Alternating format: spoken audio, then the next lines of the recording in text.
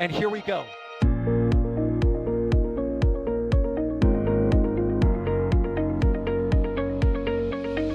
have liftoff.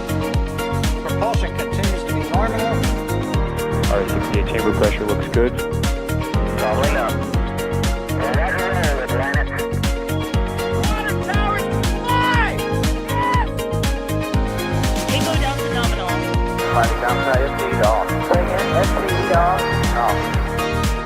It's orange! Oh my god! Oh my god!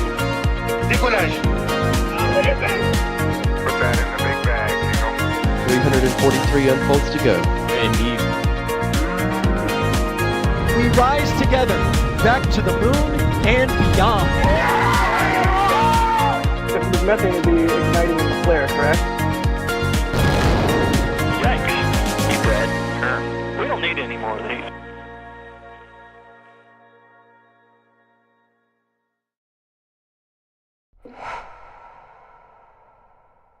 Good afternoon, everyone. Starship Flight 5 launched on October 13th, and here we are 11 days later with a booster on the OLM undergoing some form of testing.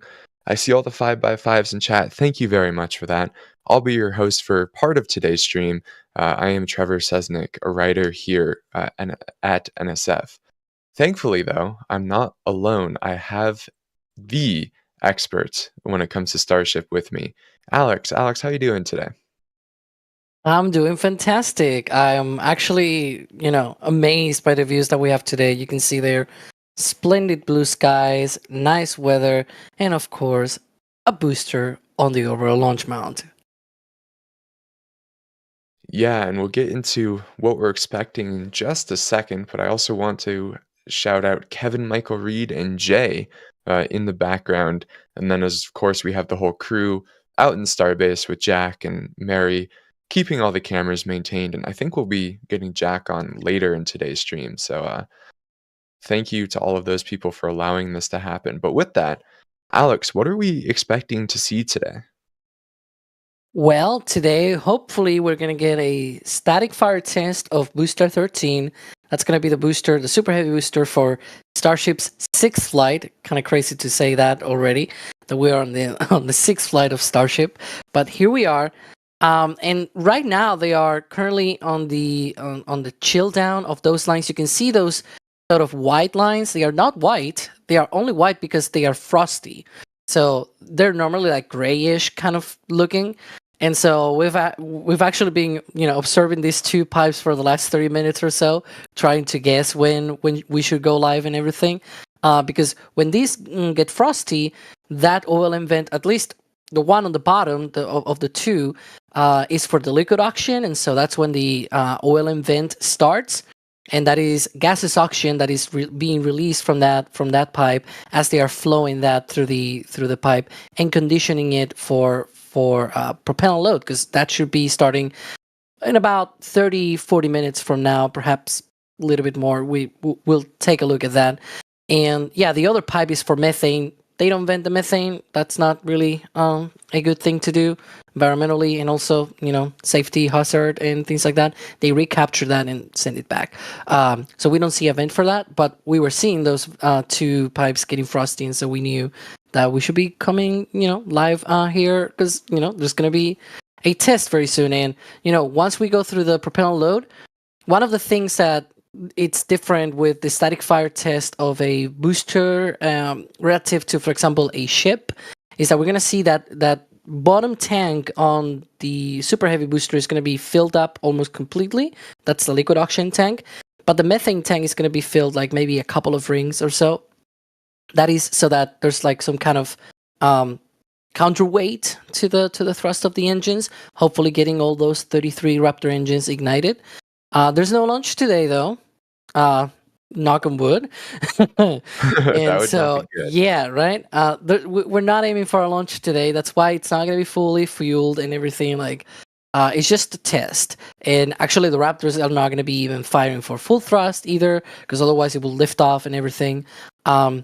But it will test at least the engine ignition sequence of the booster, bunch of things. Yeah, this booster has so far completed a cryogenic proof test campaign, and this will be the first engine test campaign, and hopefully the last engine test that it does as part of that campaign, the first and last.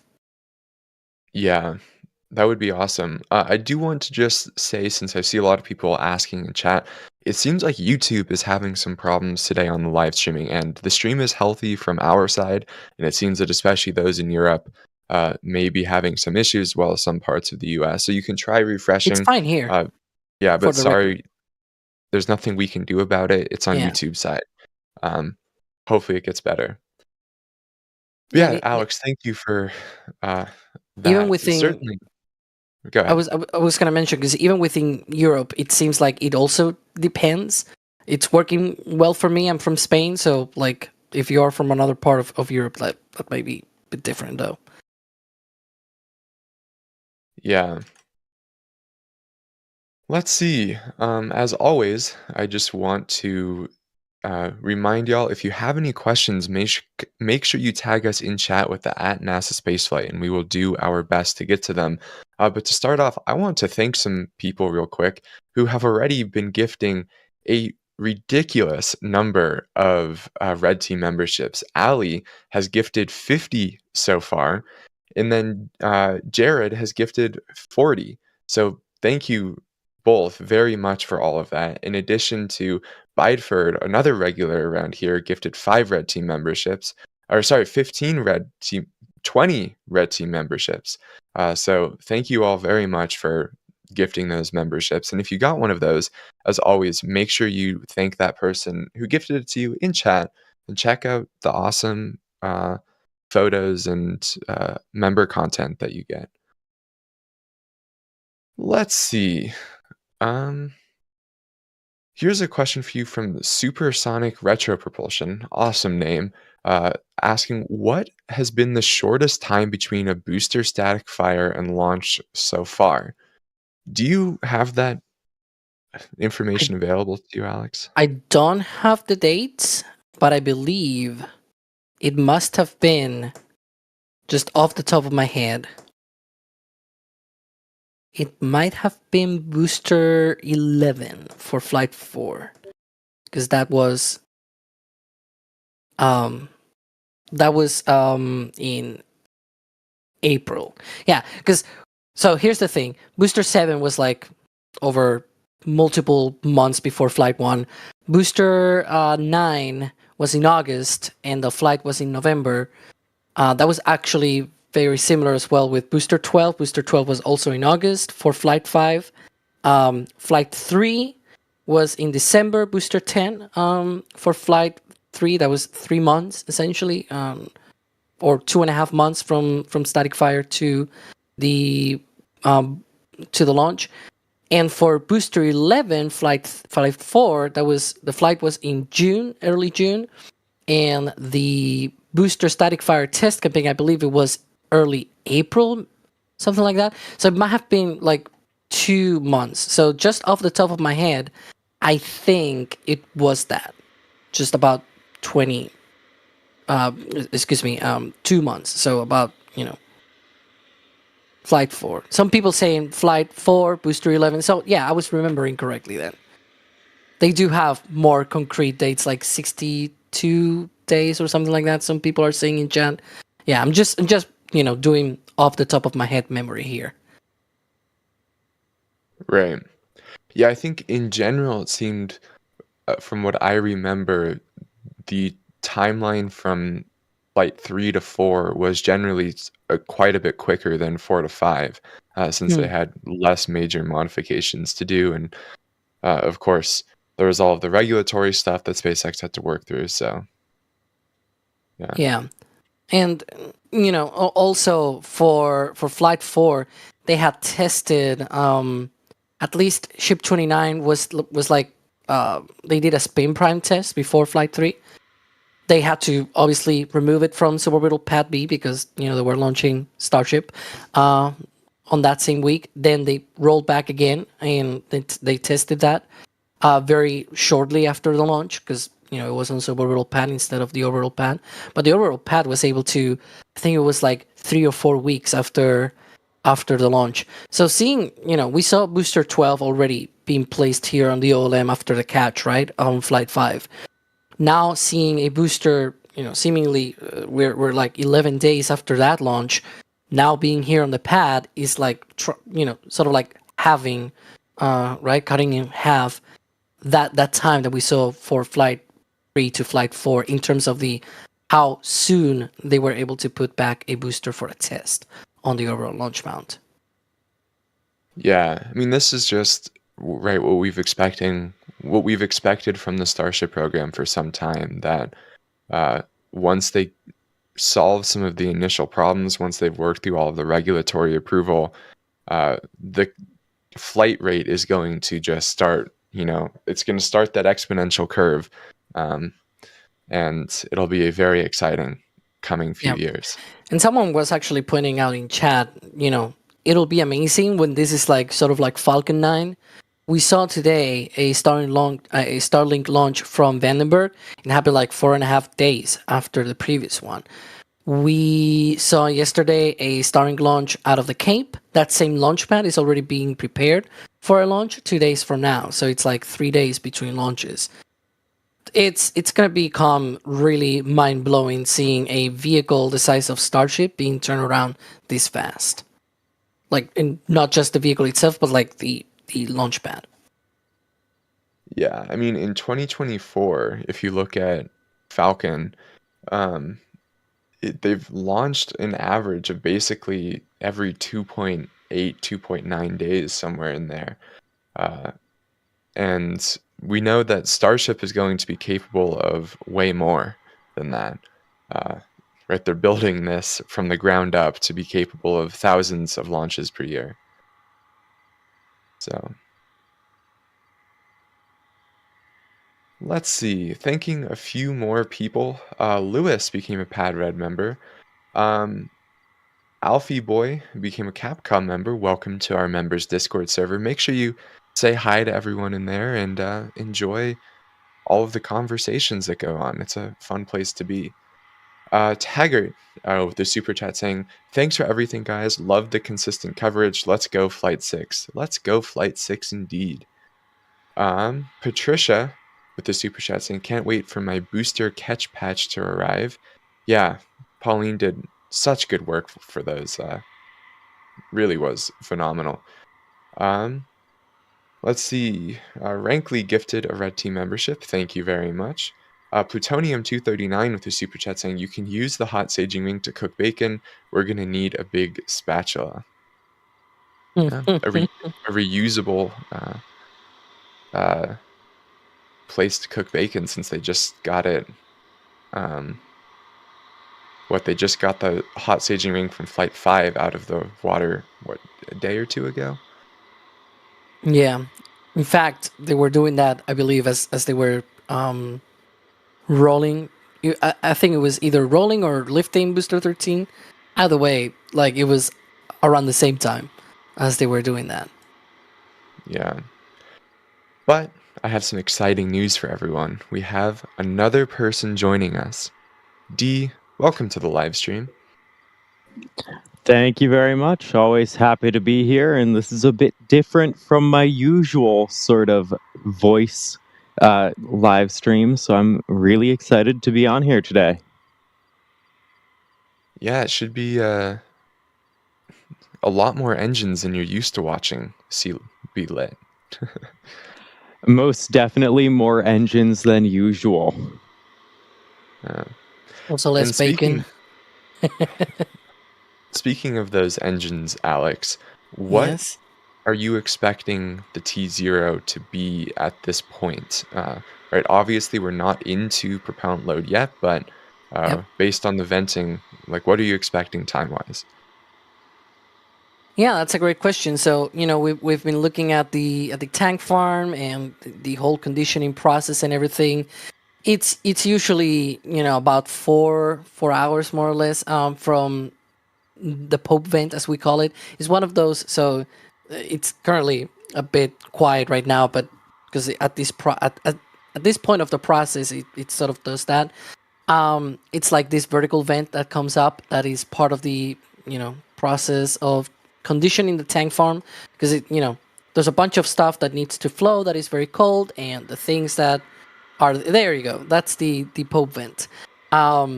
And so you have things that are at room temperature in room temperature, ambient temperature in Starbase, right? Which is probably like 80 Fahrenheit or things like that. That's 26, 27 Celsius. And so you have those things that are at ambient temperature, and now you're going to flow these really cold cryogenics. You need to condition those, right? So that's what those vents are for. And then once that is conditioned, then they conditioned all of the lines, as we were, sort of mentioning at the beginning of the stream, all the lines that go up to the Orbital Launch Mount. Today we don't have a ship on top of the booster, so no conditioning of the tower lines or anything, so there's no tower event. But if there were to be any ship on top, then we will see that as well. So based on all of that, this is a long answer as usual. Based on all of those sort of different indicators, it looks like it might be around 6 p.m. So about half an hour, hour and a half from now, maybe a little bit earlier. We'll see. Maybe 5:45 or so. That's my guess based on those initial conditions. Once we see if the OLM vent gone, though, that's going to be a lot easier because now we know more or less how long it takes because that OLM vent, as I was mentioning towards the beginning of the stream, that is gaseous oxygen that is being vented, that is part of the conditioning of the line for the liquid oxygen that is being loaded onto the vehicle. The thing is, right now it is not going into the booster because they are venting it overboard. Whenever that vent stops, it means it is going somewhere that is not outside, which is inside of the booster. So that'll be our sort of like timer for when that liquid oxygen load will begin onto the booster. And we know when that happens, right? Because we know that from the timelines that SpaceX gave us for Flight 5 and Flight 4, right? So because we know that, we know that it's going to be, about 35 minutes or so until the static fire happens. Right. And when we have a static fire, will these be Raptor 2 or Raptor 3 engines? These are still Raptor 2 engines. While we have seen a lot of static fires up at McGregor of Raptor 3, they haven't moved on to Raptor 3 for flights or whatnot. They're doing their testing on that improved and simplified, more integrated engine still. Right. Do we have any idea on a timeline of when we think we'll see those on a vehicle? I'm assuming that's more of a question for Alex. That's a great question. Yeah, I also wonder about that. I would like that to be ship 33. If I'm not mistaken, by the way, this is like almost breaking news. It's been a few minutes already, but it's we have a road closure for the 26th, if I'm reading correctly. Yeah, for the 26th from 12:30 a.m. to 3:30 a.m. For a rollout of something going to Massey's from the factory, from the production site, which is likely going to be ship 33. And the importance of ship 33 is that that's going to be the first ship of the new version of Starship. So that's going to be all new stuff. Going to be amazing seeing, it's going to be like when we saw ship 20 the first time. And so my hope is that maybe that'll be the first one that is going to be using Raptor 3, maybe for the center engines and some mix of Raptor 2 and 3. I don't know. Probably not. In which case, it might be like a few ships down the line. And then once they get to booster version 2, then we'll see that on the booster version 2 as well. But that'll be also a few more flights down the line. Yeah. D, what is your gut feeling as to when we'll see Raptor 3 on a vehicle, and presumably it'll be shipped first? I mean, that's a really hard thing to estimate. I think with the V2 ships, that's probably a really safe bet. But as for when that actually flies, I certainly hope, I would say early next year would be my hope. Yeah, I could see that happening. I mean, when was the first time we heard about Raptor 3 on X? Wasn't it fairly early this year? Like maybe April, May, somewhere in there? So it definitely seems like within a year they could get it onto a vehicle. I don't know. Then while we're talking about Raptor versions, I've seen a bunch of people in chat wondering, like Black Shadow is wondering, what version of Raptor was used on the Mega Raptor relight test in McGregor? And for those of you who may not be sure, what they're alluding to is yesterday we saw SpaceX fire an engine, and then fire it again, and then fire it again, and then fire it again, and did that about 35 times with these short burns and just like kept reigniting it. So I have breaking news. Again, the oil vent has stopped, by the way, and frost is starting to appear on the methane tank. They are loading now propellants onto the booster. Perfect. Thank you, Alex. So yeah, I may have been a lot, I may have been off by a whole hour. This is going in probably less than 30 minutes. Awesome. Yeah. That was a lot anyways, faster than I expected. And to quickly go back on your question, we also saw, I believe it was 12 or 13 firings in rapid succession from a Raptor up at McGregor today as well. So it seems like they're doing a lot of those rapid tests. And our best understanding is that it was a Raptor 2 engine. It is hard to know for sure unless they like post close-up photos of a Raptor firing for sure that it is Raptor 2, it's Raptor 3. So we don't have the sort of certainty that we would like to have, but it was most likely Raptor 2 there. We aren't aware that they've converted that stand over for Raptor 3. Awesome. Yeah, you got a great point there where, when we saw the Raptor 3 on the pictures from SpaceX, we knew what test stand was because we were able to, spot the background, this and that. There was like a Falcon 9 booster on the background, and you could see part of the flame trench for the vertical stand that they have at McGregor. And one of the things is that we noticed that test stand had not done any testing in 2 weeks. So like 2 whole weeks with no testing. It was like, this is interesting. And we have yet to see any other of these test stands, like the tripod stand, the horizontal stand, all of these other stands that we track. They have not gone down for even more than a couple of days or something like that. Like it's been nearly constant testing. So yeah, the other thing as well is that we also didn't see the booster, excuse me, I'm seeing the booster, so I'm thinking about the booster. The engine being removed from the tripod stand. So this will be like all of the firings that we've seen. We saw 34 yesterday, more than 34, and then today we've seen 12. That will be like nearly 50 firings of the same engine within 48 hours, which is bonkers. It's pretty impressive.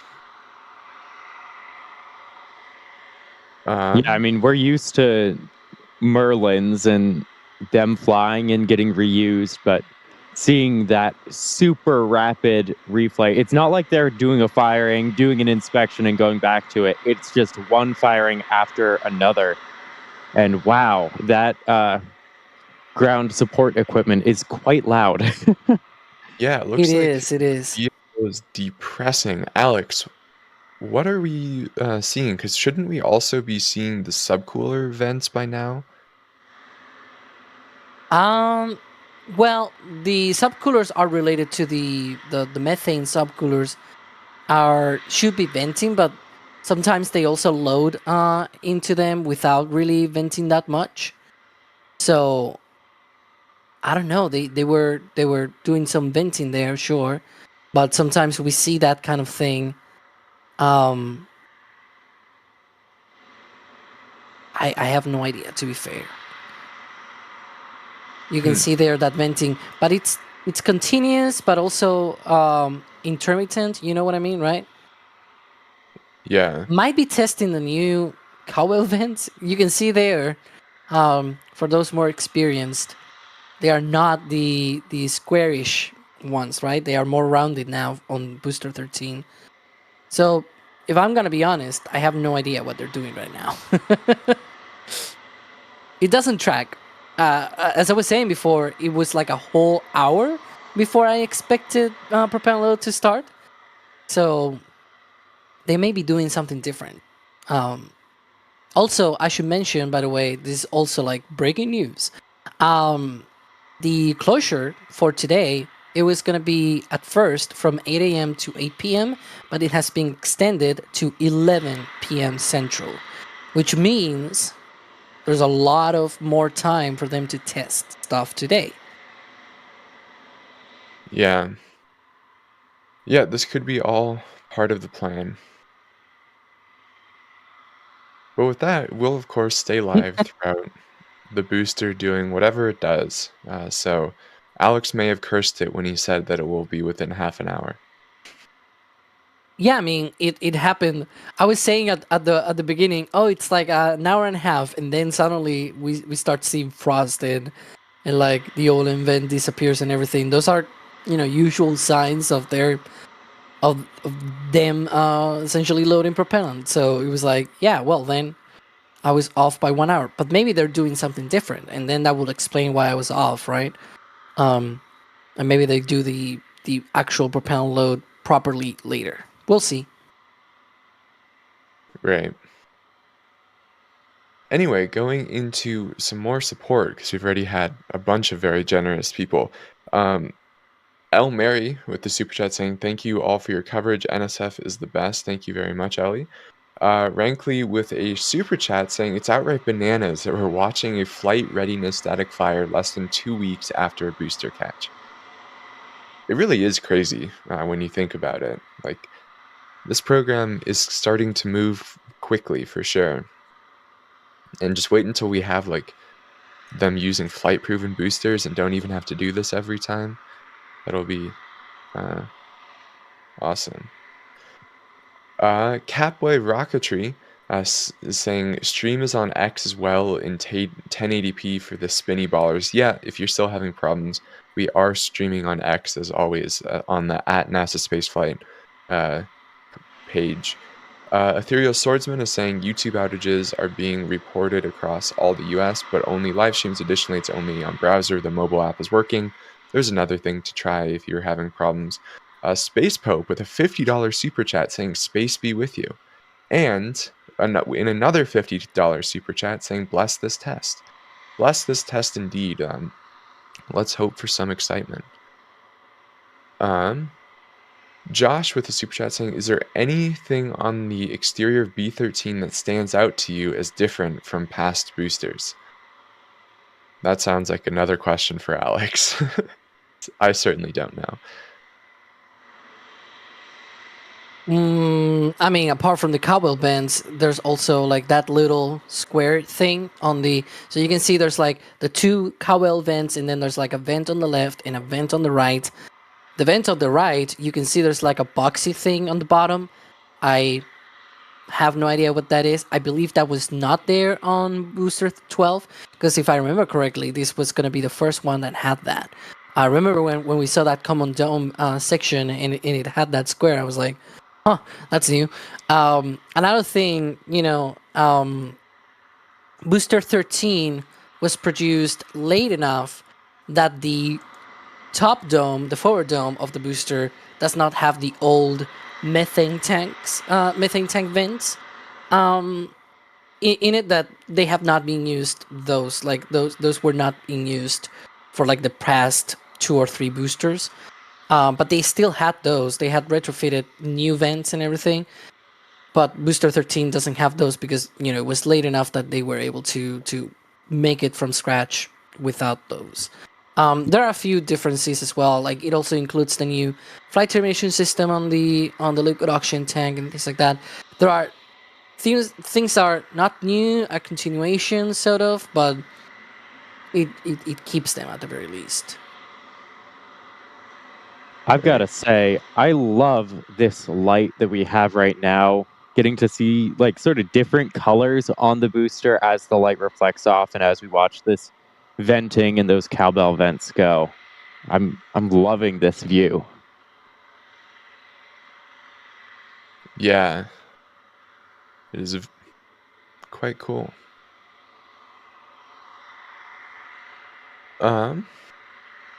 Let's see. Shane with the super chat saying, "Got my Catch Me If You Can poster and flight patch. I'm no rocket scientist, but I can't work out why there's only 1.2K likes." Yeah, that's a good point. Liking is free and does help support the channel, so we super appreciate if you guys do it. And the Catch Me If You Can print, is that Max's? Or is that... Hold on, now I'm curious. Let's me go to our store, because I want to see this print. Shop, prints, Catch Me If You Can. Okay, it doesn't say who the photographer is. Never mind. Taurus with a super chat saying, "Has the last Raptor 2 been manufactured?" That's a good question. What is your gut feeling on that? Do you think they're done making Raptor 2s and just have a large enough stockpile and are just focusing on Raptor 3, or do you think they're still producing Raptor 2s? Honestly, anything I say here will be a complete guess, so I don't want to speculate too much. But like I was referencing earlier, even though they have Raptor 3, they have testing underway, there are improvements that will need to be made, no doubt, testing that'll have to be happening before they'll be able to fly. And we see how fast they've gone from Flight 5 into Flight 6, so they probably are still going to continue needing more Raptor 2s. So it would make perfect sense, even if they are making even as they are making Raptor 3s, to keep making Raptor 2s, keep improving that design, carrying over the things that they learn with each flight to the Raptor 3, but to make sure. But I don't know. Alex, do you have a better answer than "I'm not sure"? Well, I'm not sure either, but I'm mostly sure that it's probably going to be no, and I think they are still producing Raptor 2s. The reason for that is that we're going to have many, many more boosters, at least up to booster 16. So this is 13. We're going to have 14, 15, and 16, all being Block 1, version 1, whatever you want to call them. And those use Raptor 2s. So that's 33, 33, and 33. That's 99 Raptor 2s at the very least. I don't know if they have like 99 or even more than that Raptor 2s hanging around, but I'm mostly sure there's probably going to be more sets of Raptor 2s being produced. I have no idea though. There's no confirmation from SpaceX. They have not said anything, but that's my gut feeling about it, that they probably have not stopped the production of Raptor 2. Yeah, I think I probably agree. And Need Pizza in our back channel is saying that according to the Ring Watchers, the highest serial number seen of a Raptor 2 engine is 569, which is kind of crazy. Yeah, that's the one that they showed next to Raptor 3, remember? On the sort of comparison picture. Oh, was that? I believe it was that one. Yeah. I remember because, it's 569.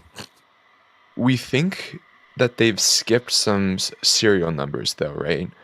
Like, at least my understanding, which could be totally wrong, is that like Raptor version 2 block 2 or whatever started at like say SN 200. I'm pulling these numbers out of thin air, so like don't quote this is totally wrong. But then they may not have necessarily built all of like Raptor 2 block 1s that were up to SN 200. Is that correct? Or that's another thing as well, that we think this is another thing that a lot of people probably gapes the general understanding of Raptor 2, which is within Raptor 2 version 2, right? They have done like different groups of Raptor 2, right? Of different configurations. for example, the initial Raptor 2 had hydraulic TVC, for example, and now they are electric TVC. Electric TVC stands for, thrust vector control, the gimbaling of the engine. That was originally hydraulic for Raptor 1. The first Raptor 2 series, that was also hydraulic, and then it changed to electric for, Booster 9 and all of those. And so the thing is, for every maybe 100 batches of these engines, more or less, it seems like they have a bit more differences, and very subtle differences, by the way. It's not like a huge thing, but it's improvements, right? Little improvements, and that gets to eventually having better vehicles, better performance, and better reliability. And all of those are learnings that then they were able to introduce on Raptor 3. So I'm very confident that Raptor 3 eventually will be very, very reliable and everything, and very powerful and whatnot. But it is true what you say, that they may have skipped some of these, because they have these sort of groups of different batches of Raptor 2s that they have different upgrades. Yeah, so the TLDR of my point was, that doesn't necessarily mean that there have been nearly 600 Raptor 2s built. It's probably a bit less than that, but again, we don't know. Bliss of the Apocalypse became a Pad Red member, and Apocalypse Cow gifted 5 Red Team memberships. If you got one of those, make sure you check out our membership program, including when we're live at Starbase, you have access to the member multi-view. So you can pretend that you are Kevin Michael Reed himself and choose what views you want to look at. So that's a cool member perk that we do. Then Bill with the super chat saying, I want Ship 33 to fly with Flight 6 and 32 with 7 to attempt to catch. This saves Mechazilla from possible damage for a while yet. I do not think that a ship catch attempt is going to happen in the next 2 launches. I'd be really surprised if any ship catch will happen even within the next 5 launches. Let's see, though. As I usually say to, for these things, SpaceX, prove me wrong. Oh my gosh, I'm being wrong about a ship catch being sooner than I expect, right? It's like, come on. To Wow. be fair, I think if you would have asked me before Flight 1 if there would be a booster catch within the next 5 flights, I don't think I would say yes. I would have said yes. So, I don't know. Looking forward is hard, but... You remember when Elon said, oh, we're going to catch Booster 5. Remember? Because that was going to be like, Booster 4 was going to be the first booster to launch. And then Booster 5 was going to be the second. It was not Booster 5, but it was Flight 5. So, hey, But well, did you say that as in Booster 5, the serial number, or did you say that as in the 5th flight? No. Booster 5 as serial number 5, yeah. Because he even showed, this is like way old, like years ago. It was 2021, I believe. He showed a simulation of the catch with Booster 5. And you could see that it was Booster 5 because the 3 engines that it used to land, they were in a line. Remember, Booster 4 and 5, they had 29 engines. And, well, Booster 5 never got engines, but, it had the configuration for 29 engines. So it was 20 engines on the outside and then 9 in the middle, sort of like Falcon 9. And so the landing burn was like, like on Falcon 9 with 3 engines in a line instead of 3 engines in a triangle, like right now with the current configuration of 13 inner engines and 20 outer engines. But you could see that on the simulation that he posted, and that was for Booster 5. That was way back when, like 3 years ago. Booster 4 never flew. Booster 5 was actually scrapped even before it was considered for an actual flight. Like, it didn't go through any testing or whatnot. And, eventually the first flight was with Booster 7, 33 engines installed. Not all of them fired. Yeah, we already know what happened on Flight 1. Let's not touch that. Yeah, I mean, I do really think that goes to just highlight how impressive this program has been, though, that from 5 flights, they went from not being able to ignite all the engines, destroying or not totally destroying, but having large amounts of damage done to their launch infrastructure, to catching the booster and having an accurate splashdown of the ship. Like, it's been impressive. I know I've said this a lot in the last week and a half, 2 weeks almost, but if you had asked me if I thought they were going to catch the booster, I would have said no. I've given percentages on that, but they've really accelerated the reusability. Like, I had no doubt like they would keep launching, keep improving things, and work on getting ship to orbit capable of delivering payloads. But from the beginning here, they're really focused on that reusability. And I don't know, it's really cool to see that they're so focused on making sure that their cadence can be high from the very beginning. I did Yeah, think. I think. Oh, Go ahead, Trevor. Alex. No, I've already talked too much. Go. Okay. I do really think that, right, when we kind of saw SpaceX's goals go from getting Starlink V2 full-size satellites in orbit as soon as possible to, okay, that doesn't really matter until it's reusable. So focusing on making it rapidly reusable as soon as possible. I think that was a very smart change that the SpaceX teams made, and definitely is a large reason for the rate of progress that we're seeing, and will allow them to accelerate faster in the long run.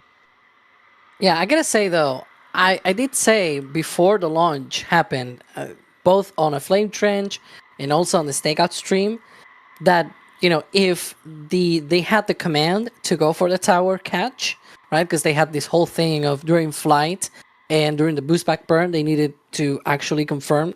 I was not sure if the booster and tower will be ready for that, but I did say that if they actually were given the go for that catch, that it was going to be a catch. Like like there was a good chance they were going to be accurate to that. And we actually released a video before the flight talking about how even with a Falcon 9 landing precision, you got about a 95% chance that you get within the chopsticks, in between those chopsticks. From there on, with the whole slapping and everything, you can sort of, help the booster get in place, right? And that sort of improves the chances. But 95% chance of getting within the two arms, like, heck, I'll take those chances, right?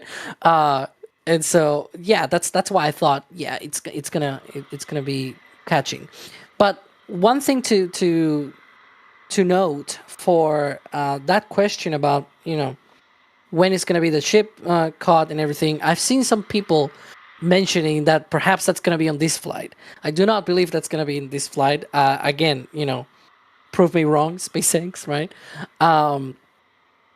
But I do think that this flight, there might be some changes compared to Flight 5, because from the FAA, we got prior to Flight 5, we got word from the FAA that SpaceX had applied for changes for Flight 6, like they had a different profile, but that profile still fell within the approved stuff on the license and the environmental stuff. So what I think is we're going to see some changes, but they're still, within the whole regulations and everything and licensing that they have for Flight 5, and therefore they don't need to go again through all of the mess of paperwork. Yeah. Well, that takes us into Anonymous's store message, where they got, let's see, what did they get? Let's wait for it to pop up. 2 items from our store: the Raptor beanie, and what is the second one? We all wait in suspense. Okay, I'm no longer waiting. But they're wondering, when do you think we'll see the orbital refueling demo? D, let's start with your. I know this is once again something that's impossible to predict, but with what SpaceX's goals are, do you think that's something that we're likely to see in 2025? I would say yes. I'm going to say 2025. I think we will see them attempt an orbital refueling demo. Timeline specific. It's all changing so fast. I'm sure, like they saw the booster catch go well, and plans are continuing to change and evolve moving forward. But I'll optimistically say yes because I want to see that happen. Yeah. Yeah, I think you make a really important point that SpaceX is figuring this out as they go. Uh, as we've seen, when Flight 4 went better than they expected with booster recovery, they were like, okay, we don't need to do this again. Let's just try for a catch. And there's a chance that at some point they'll be like, that propellant transfer demo simulation we did on the last flight went way better than we were expecting. We're just going to try it on the next launch. So, good point. Juan with a €100 super chat saying, just here to tell everyone to like the stream and share it with your friends to help support the stream. Thanks for all the amazing work you do to the entire NSF crew. Well, Juan, thank you very much. And as you pointed out, just being here really does mean so much to us. And if you can introduce people who hopefully enjoy our content, that's also awesome. So Juan, thank you. Thank you to everyone for being here. Thank you for those who liked the stream. And it really is our honor to do this. You'll probably address one thing, because we've seen the booster frosty and everything, but we've also seen it venting and depressing and whatnot. That usually indicates that they're sort of in drain back and sort of like at the end of a test when they start doing that. But we also, just for the record, we've seen right now, like 20 minutes ago, that they have extended the window to 11 p.m. So we think that this is sort of like some kind of pre-test of the test. So perhaps the static fire test is going to happen like in an hour or two from now. So stay tuned for that. We're going to continue the coverage and everything. But you can see there it's frosty, right? So that's just essentially like these sort of cans when you have like a pressurized can and you release the pressure and it gets cold. That's the same reason. The booster was pressurized. You release that pressure and the whole thing just gets cold, and that that makes the condensation happen and then turning into frost. The atmospheric humidity just sticks to the walls and eventually becomes frost. But there's no liquid oxygen being loaded or anything. Cool. Yeah, I don't think we have a super good idea right now of when we expect a recycle to happen for static fire, but yeah, there's no propellant on board, by the way. Just for the record. That frost, again, it is because it's venting like crazy for the last 20 minutes or so. I say no propellant. There might be like a little bit somewhere, like at the bottom of the tank or something, but it's just a little bit. All of that frost is just because of the tank getting cold from venting, not from getting propellant on board. Very good point there. Let's see. I see Sergeant Riley with the question, when SpaceX space stations. SpaceX doesn't have any plans, but right now, if you go to NASASpaceflight.com on our news site, the latest article is actually going over the state of where a bunch of the commercial space stations are.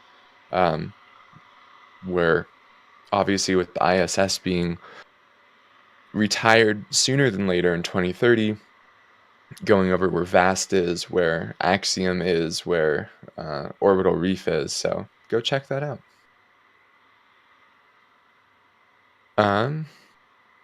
Little STHOBO. That's a reference I certainly don't get. Became a PadRad member. Welcome to the PadRad. And Matthew with your super chat saying, do you guys think Flight 6 will be very soon and then a few month transition gap as they move to version 2? D, what is another timeline question? I know, but what do you think we're going to see, since this next flight seems like it's going to be very soon, but then obviously with this being the last V1 ship, what do you think the timeline looks like as they get ready to and transition everything over to V2? Oh, that's a really good question. I think they're gonna try to keep the cadence up. I mean, I don't think we're gonna see like if Flight 6 happens in like the next month, I don't think we would have a chance at seeing a Flight 7 in December or anything like that. But I think we would absolutely see them go for an early 2025 flight for Flight 7 and them really try to pick up the cadence. And there we can see a lot more venting continuing from the booster. Yeah, I think Need Pizza saying the OLM, yep, the OLM vent is certainly back on. So they're probably starting chill down of those lines again. Hopefully preparing for a recycle. I'm honestly not entirely sure what the recycle timeline is off the top of my head. I don't even know if we've seen a proper recycle like this since they've done a bunch of the tank farm Yeah. updates. So we will be here live figuring it out with you guys.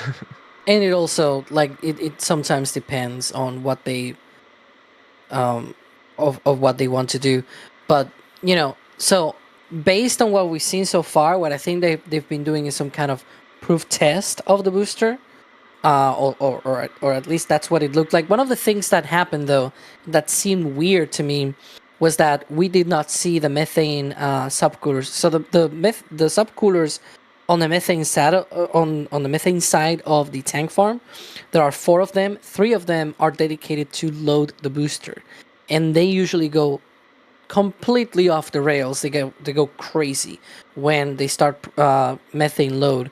So I saw that methane frost at the beginning. I thought, well, that's weird because I didn't see the subcoolers going off, but I see frost.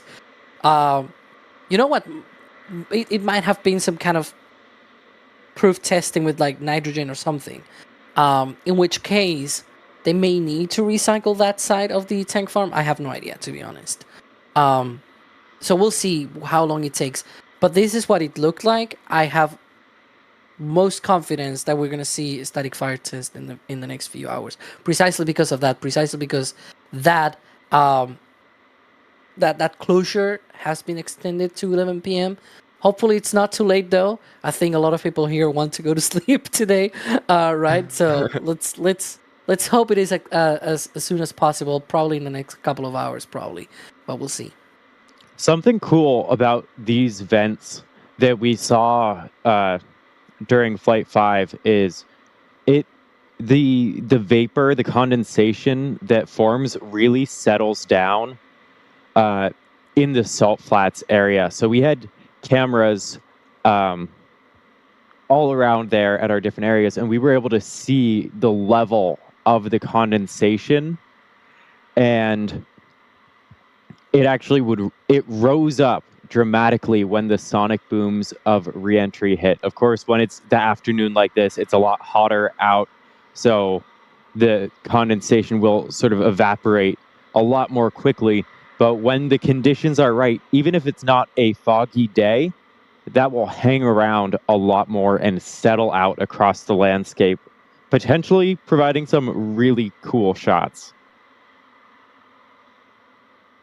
You have no idea how, when I see like that layer of all of the nitrogen gas and whatever other gas just like around the launch pad, you have no idea how badly I want to run through it.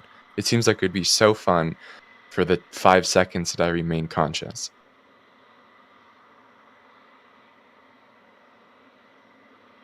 Let's see.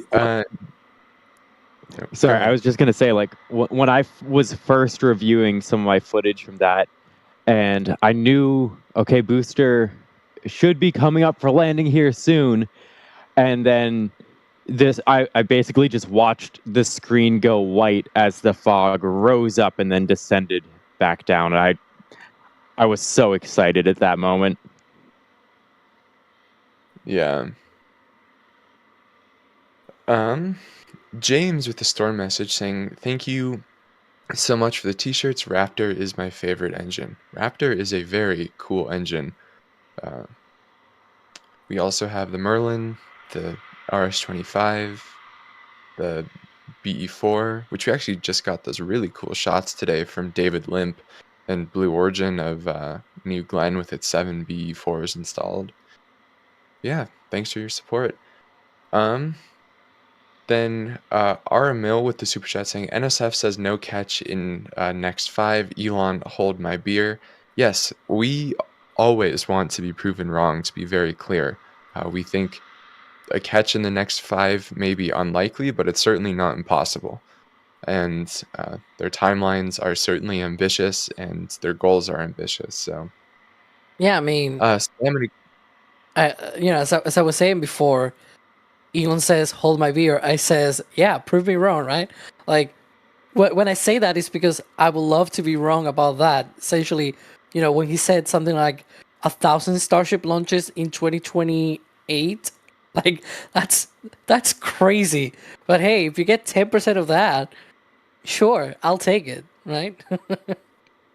On that Yeah. note, I'm curious when each of you think Starship will reach the 100 launch mark. Ooh, What? Wait, which like 100 total launches or 100 launches exactly? in a year? 100 total launches. I'll start there. Ooh, total. It might be the same year. I might go as to say that, because it might be the same year. Because first they obviously will get like 100 total, and then over the course of the year they will eventually get to 100. I have no idea though. Maybe later in the decade. Some people saying 2028, 2026. Ooh, 2026. That's I'm thinking 2027. 2027. I will say there's a good Like, chance that if both. Oh, go ahead. if you assume like an exponential launch cadence increase, which I think is a Yeah. fair assumption, right? There'll probably be 4 Starship launches this year. So I think 8 next year, maybe a few more, and then 1632. If you assume they're a little bit above all of those numbers, which I think is probably likely, then I think they'll reach 100 in 2027. Seems like a pretty safe 100, reaching 100 launches in 2027 seems like a fairly safe bet. I don't think it'll quite be 2026. That would be a quick ramp. I'll say 2028. Maybe both. Maybe both, like 100th launch and 100 launches in 2028. But I also like my feet on the ground, and so I'm not too sure about the 100 launches per year. Like that might go well beyond 2030. It's a very complex rocket, right? It's the world's most powerful and largest rocket ever created. It's not easy. Yeah, Also very 2028 complicated. was going to be my top guess for that because honestly, these are just guesses. It would be great to see. I saw chat some people saying 2025 and others 2026. I would love for that to be the case, but I think it'll be somewhere in the middle there. Yeah. Yeah, I think I agree. It'll certainly be a way quicker ramp up than Falcon. Oh, I have no doubt. We've already sort of seen that as they're working towards Flight 6 now. They've already ramped up so much. And so I'm sure it'll have like an exponential curve since they've started so much with the focus on full reusability. I mean, Flight 5 of Falcon 9 happened 2 years and 9 months after the first launch of Falcon 9. So, and they got this 1 year and 6 months, I think. No, Yeah, 6 months, because it was April and this Okay. was October, 6 months. So 1.5 years after the first flight. So from 2 years and 9 months to 1 year and 6 months. So that's rather faster, yeah, than Falcon 9. Yeah. To be Well, with fair, that, oh, go ahead. Let's go to the next thing. Yeah. no, I think D, you have to head out. So thank you very much for being on the live stream and providing us with your wise thoughts. Absolutely. I'm sorry I can't stay. I would have loved to hang out for longer, but it was great hanging out with you all, and I look forward to seeing this static fire hopefully happen. Who knows? We'll see, but this was fun, and I'll see you on the next one. See you, D. And replacing them is Chris Bergen himself. Chris, welcome. Hello, I hope no one's stolen my line about the world's most powerful rocket ever built. Oh, Alex. I was just looking forward to joining. I heard Alex give us my favourite line. I like saying that line about the world's most powerful rocket ever built. But yes, it's exciting times, isn't it? It's. I just put on X that it's nice and frosty, but this is not the prop load for static fire. That's to be expected later, so it's visually interesting. I've been enjoying the cowbell events a lot. Yeah. Too bad the booster doesn't do moo. I know you like that too. I do, and I also want googly eyes on the ships now. I've decided that it's my thing now. I want to see some personality being added to these spaceships because it wouldn't go amiss, and it wouldn't be very immune of Elon to do something like that. Let's face it, isn't it? You know, he'd probably find that quite amusing, so I think it might happen. Yeah, we've certainly seen their humor with the Raptors. Yeah. Um, I'll tell you one thing, Trevor. I did notice in chat, I'm notorious for completely ignoring the panel and just looking at chat, live stream chat. And I did see a quite valid comment from somebody asking if we could just do a little roundup because quite a few people joined late. And although I kind of mentioned it's not prop loaded for static fire, it's actually it's all like a proofing test almost right now, but we still expect a static fire. So maybe we could just do a little roundup of what we've come up with so far on this floor. Alex? Okay, I can do that. I'll try to be shorter this time around. So we saw a lot of the usual signs of tank farm conditioning and the launch pad as well, conditioning and everything, all that venting. Then we started seeing frost on the vehicle. None of the ground systems looked like they were loading propellant, but suddenly there was frost on the vehicle. And so, yeah, that was a sign that something was going on. Now, after a few more minutes that we've seen this sort of behavior, it looks like it is some kind of proof testing. As Chris was mentioning, they have extended the window. So we believe that the static fire test that we were expecting for today is going to happen later in the window, later today. That's why we're still like live and everything, because there's more stuff that we're expecting today, right? So that's the whole deal. We're seeing, I mean, it's always good either way to see a booster being frosty on the pad. But it is not loaded with propellants. That frost is just because it's venting a lot. And just like a pressurized can, you release the pressure and suddenly the can becomes, so cold. That is the same kind of deal here. That is just the condensation from the atmosphere sticking to the tank. The tank is cold, so the condensation just, it freezes. But yeah, that's where we are right now. We're sort of seeing when they may, get into a state where they start loading that propellant. We don't know when that's going to happen though, because recycles, that's what it's called, right? That process. It recycles sometimes depends on when they want to go back and everything. But we're going to see some of these signs via the tank farm. The tank farm will have different, like for example, the subcoolers on the liquid oxygen side, right here on the right hand side of the screen on this view. Those will vent a lot. We'll see that condensation come up. We'll see the methane side as well. We'll see a lot of these different status and processes happening. So we're going to have some clues. Awesome. Thank you for that. Since Chris, we were talking about it right before you got on. I'm curious what your take is. When do you think Starship hits 100 flights? Yeah, that's interesting because I'd actually saw a reference to the 100 flights in a year from SpaceX yesterday, I think it was.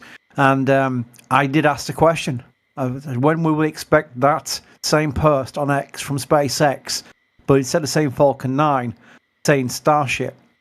And a lot of the guesses were, there's quite a few guesses, were mainly 2028. And while your immediate reaction to that is, that's a bit so soon, it's not impossible. They have to increase the cadence. And I think that's related to something I wanted to mention on this stream, is the fact that we have Booster 13 for Flight 6 on the Orbital Launch Mount less than 2 weeks after they'd launched Flight 5, Booster 12 from it. It's incredible to me. I did expect them to increase the cadence.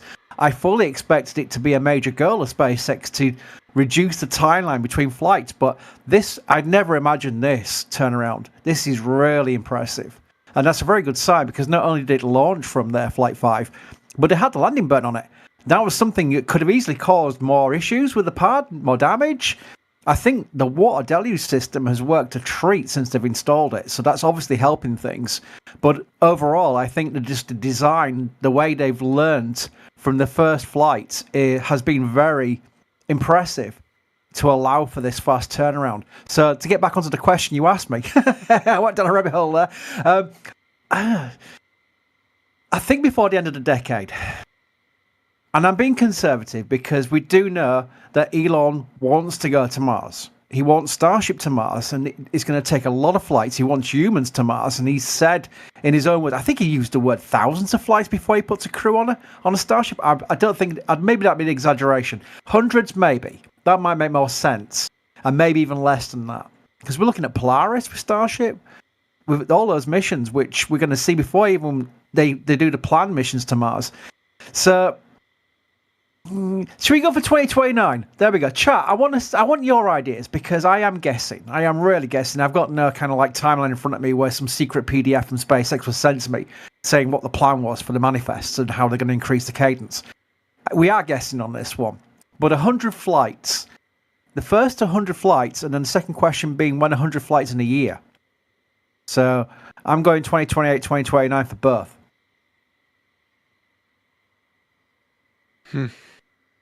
Sorry, Trevor, that was so long. I'm notorious for saying, people, please don't do massively long answers. And I'm the worst offender. I just go on forever. I thought it was Alex for a second. I know. No, yeah, I gotta say, I have a bad fame, but, you'll always have long answers. I know, I'm terrible for it. Yeah, let's see. People in chat saying like 2028, 2030. Let's see. 2027, 2028. Yeah, it seems like a lot of 2027 to 2028 range for when they hit 100 total flights, and then like 2028-ish for 100 a year. I can bring which I think is very reasonable. I can bring a little context on this one, which is quite interesting. We're talking about these dates. I remember. He's going to bring up shuttle. I bet it's shuttle. No, I'm not. I'm not actually. I'm going to bring up SLS. You see, there you go. You'd expect me to default to shuttle, but I could actually talk about shuttle's cadence, but I'm not going to do it. It's about SLS. In 2015, there was a NASA document provided to us, and I think it was then later published by the NAC, the NASA Advisory Council, where it showed NASA's latest long-range projections, and it had the 15th flight of SLS with a human crew on an MTV Mars transfer vehicle to Mars in 2034. 2034. And that was in 2015. It plays into the old adage of NASA is always 20 years away from going to Mars. It's always been like that. It's always been 20 years in the future. Never really got below that. Starship has changed that. It's disrupted the schedules that NASA has been stuck with their own rockets. I can say their own rockets because SLS is pretty much still a NASA rocket, even though it's built by Boeing and contractors. Starship really changes that. So it's something that people maybe just get into this now, don't appreciate so much. Why we get so excited about this rocket? Because it does change everything over decades. That even in 2015, SLS, its long-range projection was a crew on Mars, on the surface of Mars, via an SLS, Orion, and MTV, in 2034. And that's probably slipped since. So it's incredible, really. Yeah, well, don't worry. Elon said humans setting foot on Mars in 2028, so. Now that's pushing it, but I like it. I tend to say, take the NASA estimate, take Elon's estimate, and then do like an average, right? In the middle, that'll be maybe a bit more realistic, I think. Also, or maybe cheaper. And also cheaper. Yeah, that's the thing, isn't it, though, Alex? Yeah, that's the thing.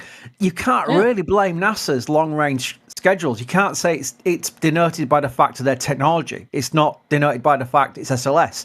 It's denoted by the fact that their rockets and systems are so expensive and not reusable that they have to put it into their funding cycles and work it out from there.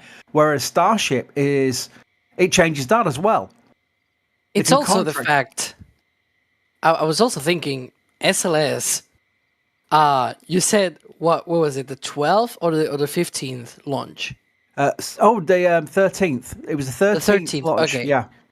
So the 13th launch of SLS right now, it might not be until 2040 something if it actually happens. There's absolutely no way SLS launches 13 times. That's funny. Zero chance. Yeah, Saturn V actually, I think Saturn V launched 13 times total. There's a chance SLS might not launch more than the Saturn V. But anyways, 13 launches of SLS. That's 13 years, right? Pretty much. Yeah. It takes a long time. Let's be honest. Let's be fair. SLS does not have the cadence. It's not just even the budget, it's also the technology itself. They cannot produce SLS rockets that fast, or even being able to support launches of that rocket that fast. And so, yeah, even if Starship were not around, I'm going to say, even with ULA rockets or something like that, it will still be cheaper and faster. And I say that, knowing that, yes, ULA is not really that much cheaper and everything, but still you could do some aggregation. In fact, I'm saying this and I'm remembering what's the name of this man from ULA? George Sowers. George Sowers, that one. He actually posted on X, on Twitter, about the refueling, on how ULA made all of these studies and engineering, testing and everything to get refueling in orbit so that they could aggregate hardware in orbit, in low Earth orbit, and then send it, to this lunar space and beyond and whatnot.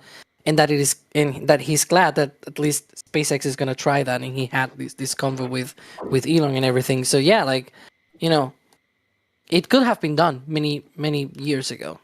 Much cheaper. The fun thing about ULA and George Sowers is a member of our site. He's been a member of the site since the very early days. He did some Q&As on the forum back in about 2007, I think it was. Right back in, it was pretty much the first Q&A we ever did. It was with ULA's George Sowers, and he was the grandfather of ULA's rocket technology. And I think he's now a consultant, but he's very much got the ear of people because Elon did actually reply to him. So it was kind of wow, Elon knows who he is. They were talking back then of things like ACES, about the cislunar, cis-space economy with 2,000 people working in space. Brilliant plans, really interesting plans. Never actioned on. Never happened. It's lots of these great plans get put out there, but they just don't happen. And I think that is why I admire SpaceX so much, is because they have these grand plans, and guess what? They've got the booster. Guess what? It's things that you wouldn't imagine. When Elon first mentioned the chopsticks catch, I thought it was one of his jokes, like the bouncy castle with Dragon. I thought it was another one of his jokes. I didn't think it was real. And then next thing we know, look what's happening. It's incredible. The out of the box thinking that a lot of companies put out there. There's a lot. They're not just SpaceX. A lot of these space companies put these out of the box ideas out there as plans, but SpaceX are actually making it happen. So that's where it gets really interesting for me.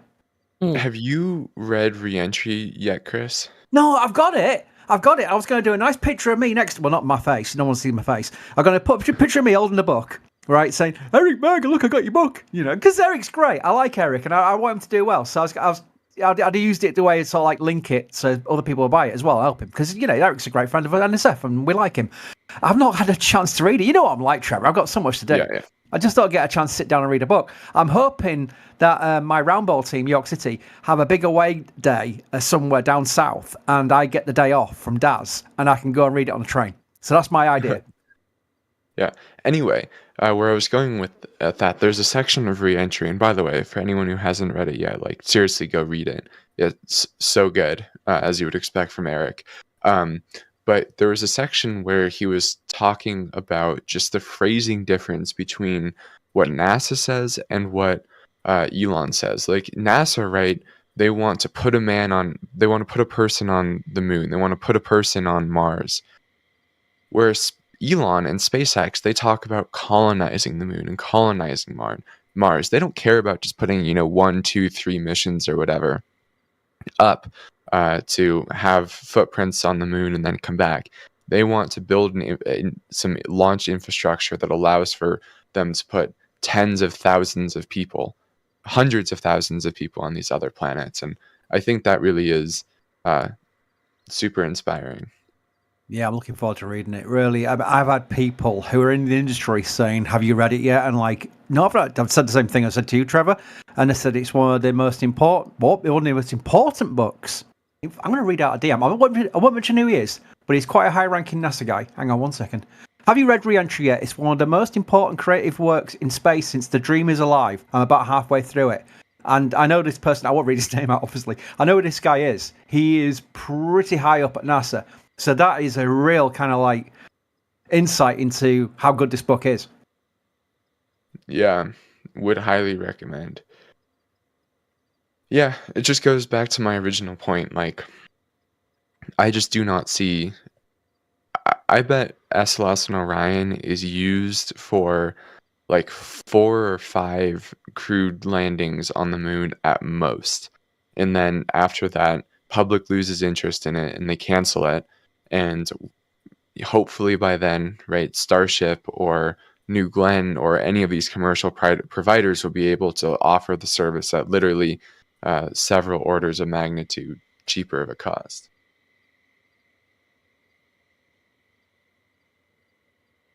I can bring up Shuttle, Trevor, just by saying that a lot of put your hand up in chat. Let's keep it interactive. I basically just keep asking chat. Put your hand up in chat if you're a child of Shuttle. When I mean by child of Shuttle, I mean that the first kind of like rockets that you're watching were Space Shuttle launches. That makes you a child of Shuttle. Anyone of my era, a child of Shuttle, as I call it, will appreciate that if we got more than 4 flights a year from the Space Shuttle, it was like a very, very busy year. You might get a few Delta 2s in there. You might get a few other rockets like Arianespace. But it was Shuttle. Shuttle was the queen of rockets. When the Space Shuttle launch was happening, it was the big event. 4, 5 a year was a big, big deal. Look at the hands up in chat, by the way. That's incredible. So now we're into an era where we're going to start seeing, not just what we've seen with Falcon 9, we're going to start seeing with Starship before long. And that is a big, big rocket to be looking forward to every other week. Yeah, it really is cool. It's a cool time to be alive, shall we say. Yeah. I was thinking about this the other day, where I remember when I first got interested in spaceflight, which I think was like 2018, or it was 2018 when Falcon Heavy launched. And let's see, Falcon Heavy was SpaceX's 54th launch and 55th mission. So I remember back then thinking like, wow, it really is crazy how many times the space shuttle launched. And now here we are, and SpaceX is going to launch basically the same number of times the shuttle launched in a single year. It's just insane. Yeah, it really is. Yeah. Anyway, back to some support. Spam and a Cam became a red team member, and Mark became a Padrad member. Welcome to the membership program. The 9/8 Central with the tip on tips.nasaspaceflight.com saying, thank you, NASASpaceflight, for the exceptional coverage. Special thanks to all the people in the back pushing the buttons and pulling the knobs, KMR and J. Please mention who I didn't list. Are you missing anyone? I think those are the only 2 people working on today's stream, but if I'm wrong, I'm sorry. But Jack is in the field, but I think Jack will join us. Oh, Kevin is right. There are all the SBL ops. Gage is helping out. Let's see. Let me go to that channel. Don't worry, I was going to cover you if you'd not got him at the end of that sentence. It's fine. Westy the third, Elisar, not me scrolling through who's doing stuff. Need Pizza. There are so many people. This view is from Jack, by the way, from the Outpost. Oh, from Rocket Ranch. I guess we can shout out Jack. That's Jay saying in the back channel. It's windy. He's on a boat again. He's in his kayak. That's what it is. Jack's in his kayak again.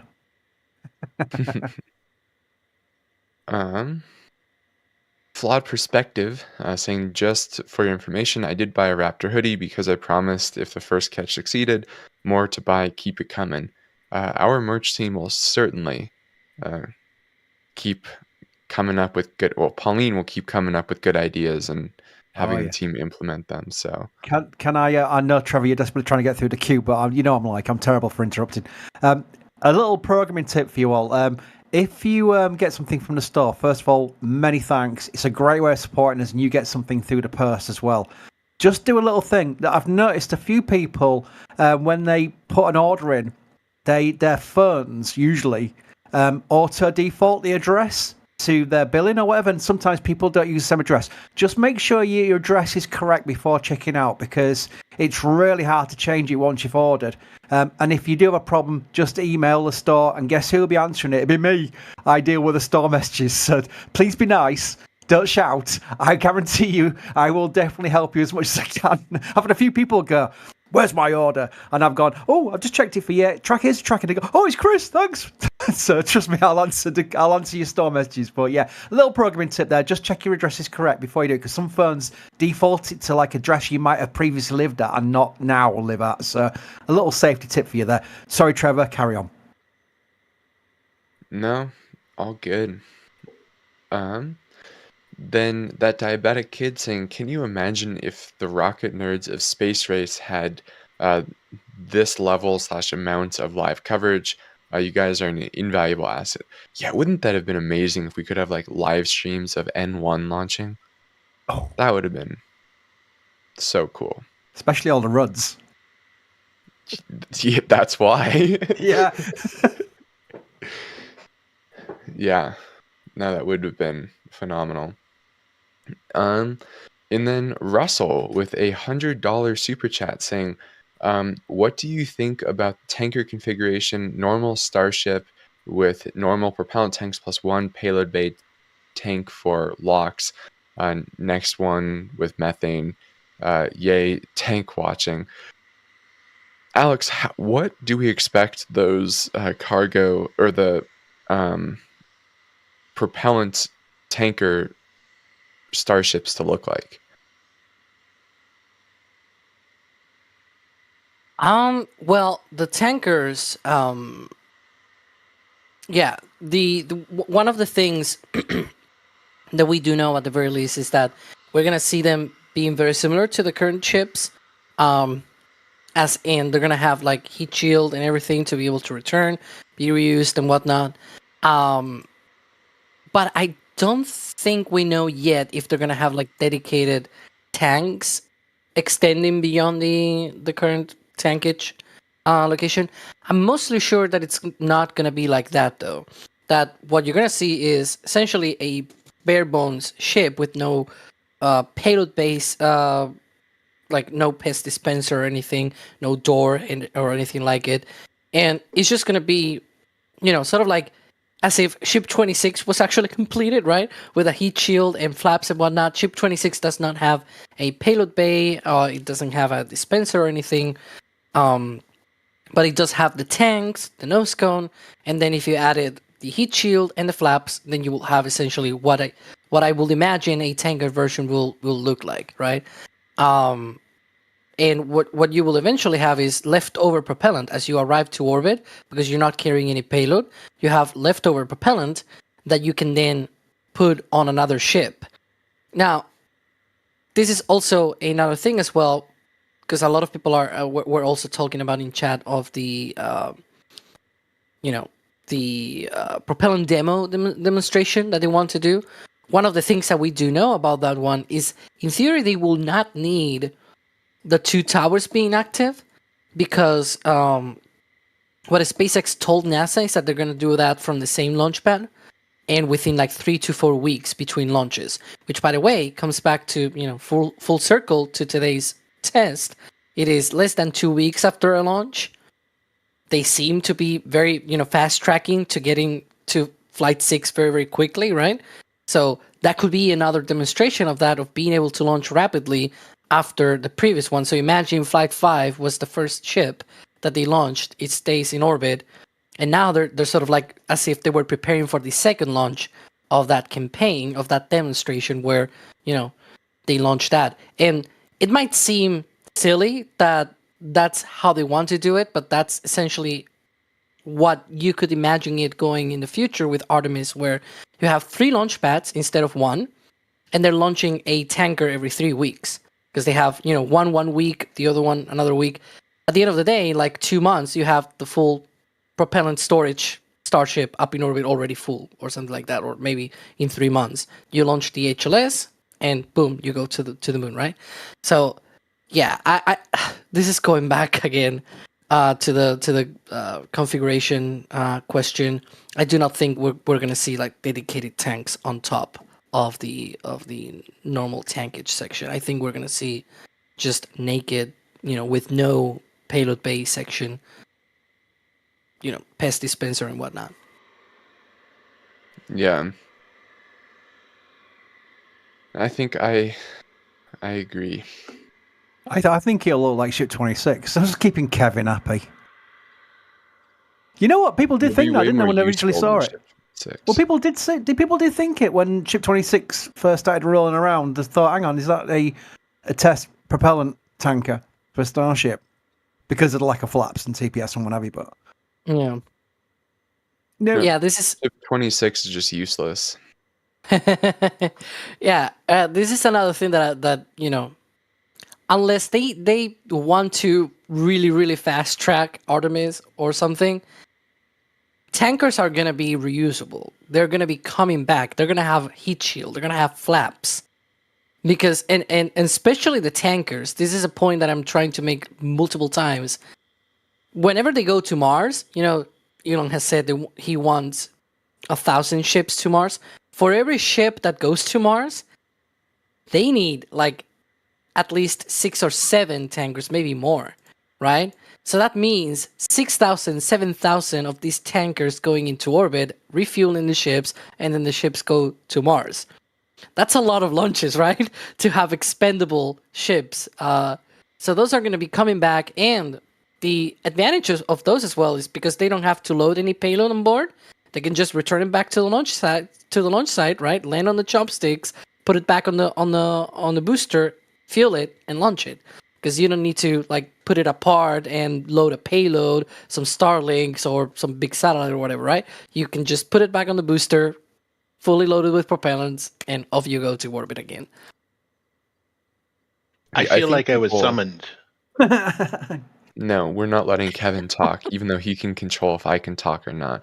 But I feel like people don't properly realize how absolutely ludicrous the plans that Elon regularly mentions are.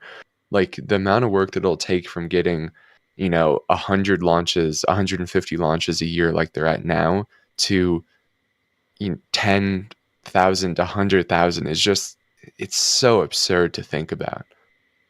Yeah, it's going to need a lot of launches, a lot of launch pads as well.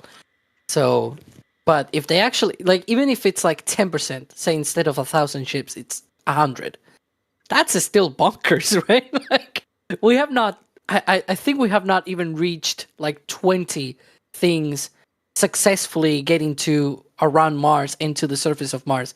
So 100 big, over 50 meters tall, 9 meters diameter ships landing on Mars with hundreds of tons of stuff on board. Like, yeah, I'll take that. Even 10% of that plan will, if it works, I'll take that. Yeah. And here we have a really bad super chat from one D Wise saying, no Ship 26 lander, Ship 26 is the best ship. Well, you shouldn't have D is right. abandoned. D is You very should- right. No, they are not. You should have not abandoned the stream then if you wanted. No Ship 26. Abandon the stream. I like that. Abandon the stream. I did just get a message from D saying I don't actually mean it. I'm just trying to be nice to Kevin. Oh, well, that's understandable. I just won't read that DM out, D. Oh, oops, sorry. Hang on, we've got an insert now. There's a completely irrelevant insert of Ship 26 on the Booster 13 Static Fire stream. Okay.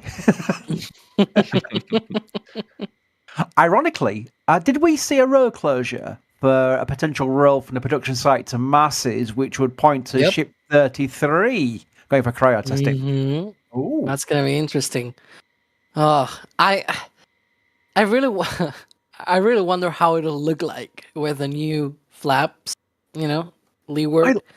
I like it. I tell you what, we've seen the headless flap kind of like header area. What am I talking about? The top part of Ship 33. There we go, that's better. Rolling around the production site near the mega bays and the high bays. I really like the look of it. I thought it looked great. And I know a few people are like, they like where the flaps are now. I think it looks, obviously it's designed to be better for the burn-through effects of re-entry, so it's done for design. But I like the look of it. I think it looks really nice. So I am looking forward to see what a full ship looks like, rolled out and then cryo-tested. But also, I think the big take-home there is, first of all, people asking, what about Ship 32? 32 is not flying. We expect it to be scrapped. The first, V2, which is Ship 33, that is Flight A? Hang on, 6. 33 should be Flight 7. So the next 7, one after 7. this. Yeah. With Yeah, Booster 14. So this is Booster 13.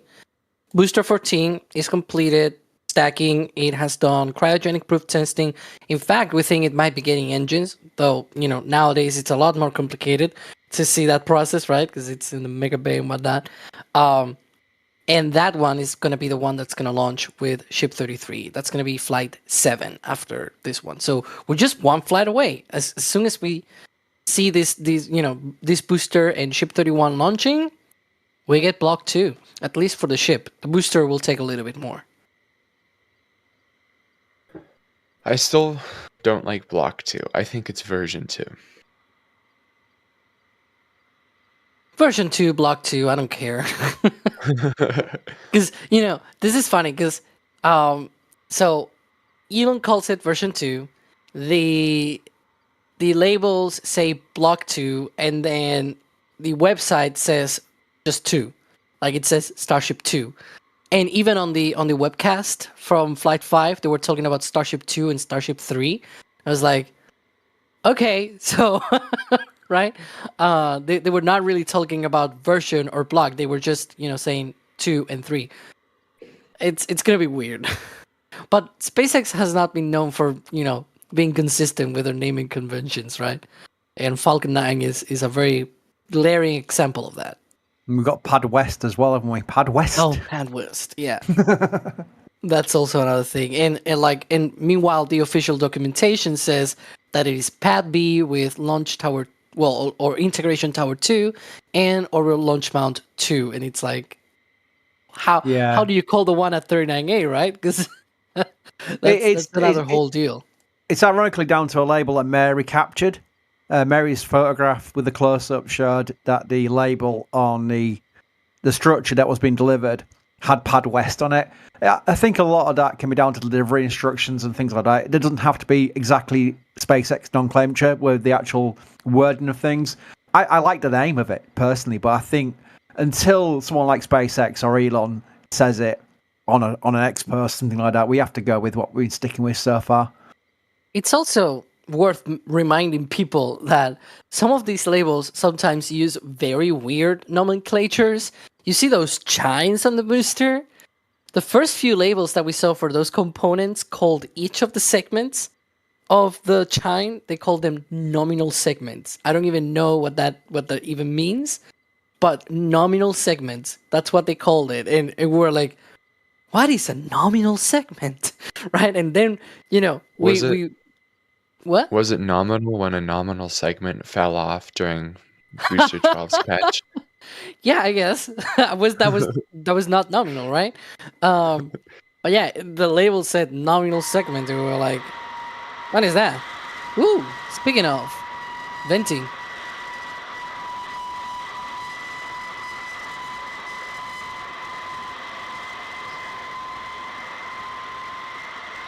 So yeah, when we see those labels and they say weird things, they may have some fun, just like with, Raptor Pi. I don't even know if people can hear us with the vent. I was going to just ask that. Can you all hear us still over the venting noises? Because Starship can be quite rude with the loud venting. Assuming we can, people are probably wondering what's going on. Has it been aborted? No, we've got 5x5, so I can keep talking. People are thinking, is it abort? Is it not happening? No. We think this was pretty much just like a proofing to start with. We still think they're going to recycle, as they're doing right now. They're obviously depressing vent, and you can see the frost line decreasing.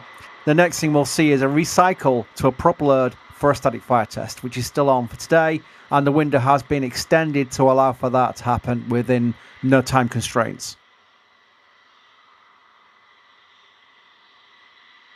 Good notes. Let's see.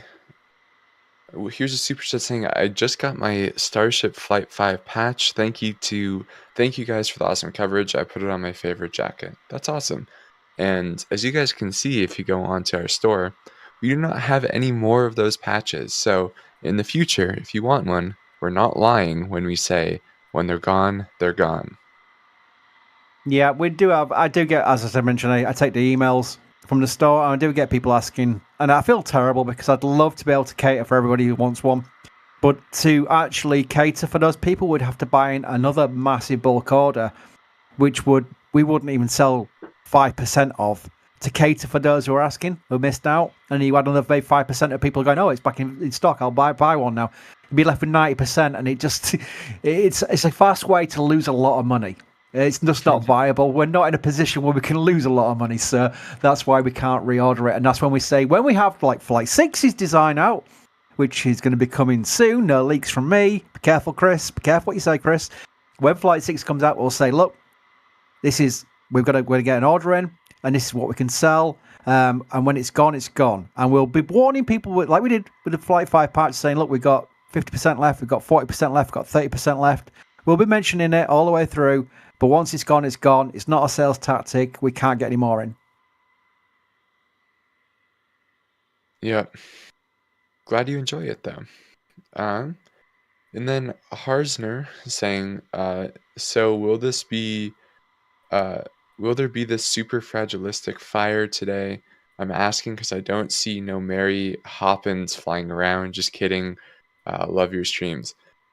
We are still expecting the static fire today, or at least some form of other testing. It's very possible that they descope it into a spin prime of the sort or something like that. So stick around for sure.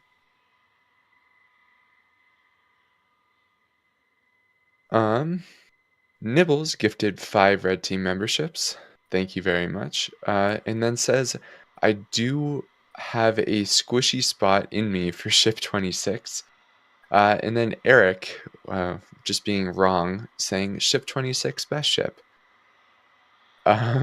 Nathan got something from the store, and Bill is wondering when first real payload. Alex, when do you think Starship is going to fly Starlink? I was going to say, define real payload. Are there fake payloads? Right? They seem to be already putting paperwork together for a Starlink launch on Starship. I think it was last week, or might have been the previous week. Actually, before Flight 5. Now I'm making memory of that.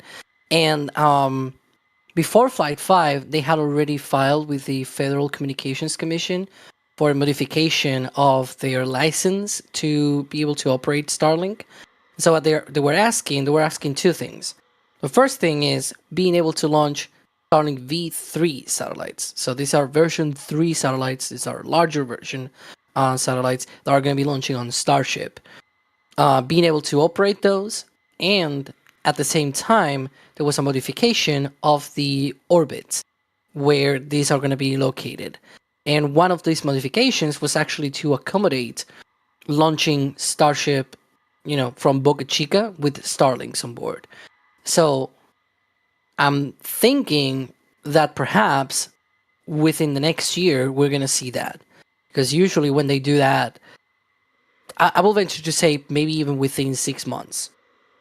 But, it all depends on how fast they can get version 2 going. I've always thought that whenever they start launching Starlinks, it's going to be with version 2.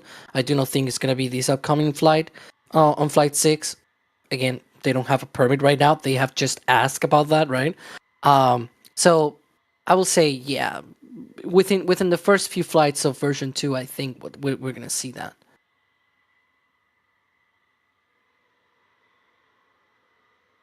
Yeah, I think I agree.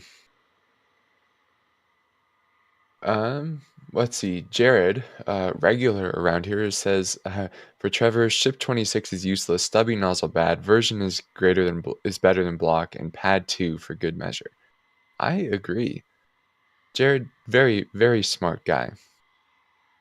And then Max Q Aerospace saying, "Come on NSF, we know you have that red button. Send it." We don't even think there's really any propellant on board right now, right? It looks like it's pretty darn close to being fully detanked from whatever testing they were doing earlier.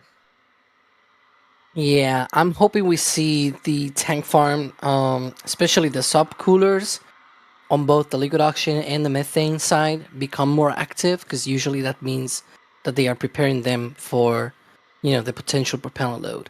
There's definitely no doubt that those lines on the Orbital Launch Mount are probably already conditioned, but if they were using nitrogen for that proof testing, then they probably need to also clear the nitrogen out of those lines to get, liquid oxygen and liquid methane through.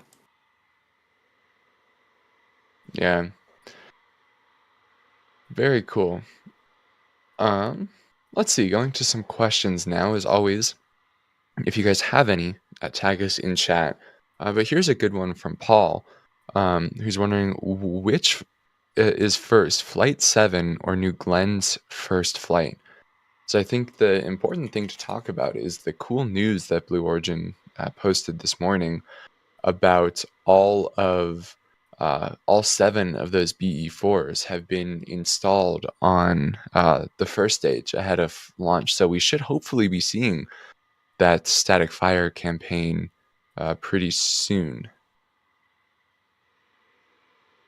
But Chris, what is your gut feeling?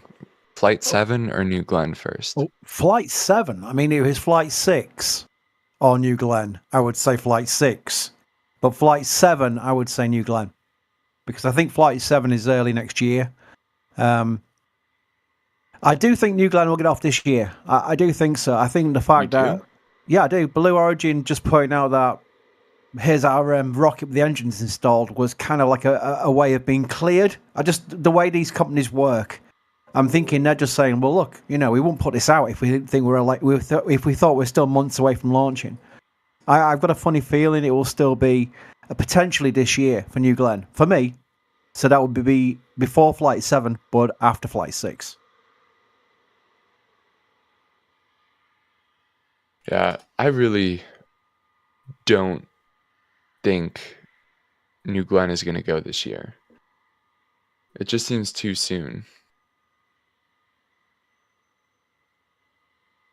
Alex, do you have an opinion? You certainly have an opinion. I think New Glenn's first launch will happen first. Then Flight 6. Oh, excuse me, not Flight 6. Flight 7. Flight 6 will definitely happen before New Glenn's first flight. That's one of my takes. Then, New Glenn, and then Flight 7. I think New Glenn might be January. I think it's going to go to next year. And the whole reason is now they have the engines on the booster. Then they need to roll the booster, and then they need to test it. I think that test is going to be in the November timeframe. Then they may get to a full stack by the end of the month, perhaps towards the beginning of December. And then they're probably going to be doing some kind of full stack testing or something, unless they combine both. Say, for example, they do the static fire test of the booster with the second stage on top, right? And they are able to combine both testing and fast track the whole thing. If that were the case, maybe a launch in December might be possible, but my mind is January of 2025 for the New Glen's first flight.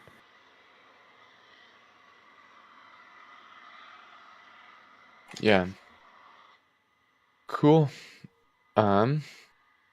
Well, I think we have a question from our very own Kevin Michael Reed, which for once isn't Really? about Ship 26. Do we really have to do Saying, this? Jack in a kilt on a kayak on the Rio with a camera on a shirt. Jack? Cool. No. Okay, there's that answer. But Jack, welcome to the stream. You will be What's up? taking the reins. Thank you, Sleepy Boy. I am excited to see this vehicle static fire. I mean, kayak memes, sure. Everyone loves a good kayak meme. It's old school. I know that you were a tank watcher back in the early days. Like, yeah, kayak memes, sure. Let's do that. Kilt? Really? All right. But yes, thank you, Trevor, for holding things down for the first part of the stream. Looks like SpaceX pulled a SpaceX and hit the confused media button, but we'll let you get some rest for your lovely voice. Cool. Thanks, everyone. Maybe see you in a bit, depending on how long SpaceX goes on for. Good deal. All right, well, hey, Chris, how's it going? It's going splendidly. Splendidly? I do So like we the, have- I do like the lighting, Jack. The lighting right now. I mean, you're there, so you'll know. It is quite nice. It is quite nice. Yeah, it is. I am sort of wondering, given that we still seem to be in sort of a detanking stage, right, Alex? Rather than detanking, it's like more of a. They seem to have been doing some kind of cryo test, very very small cryo test on the booster, and they've been essentially depressing the tanks over and over and over. My thinking is that was probably part of a pneumatic test, as they call it, which is essentially loading gases methane. I'm saying all of the wrong ones. Gas is nitrogen, not oxygen or methane. It's like my grandma when she's like, going through all my cousins until she eventually mentions me. it's the same.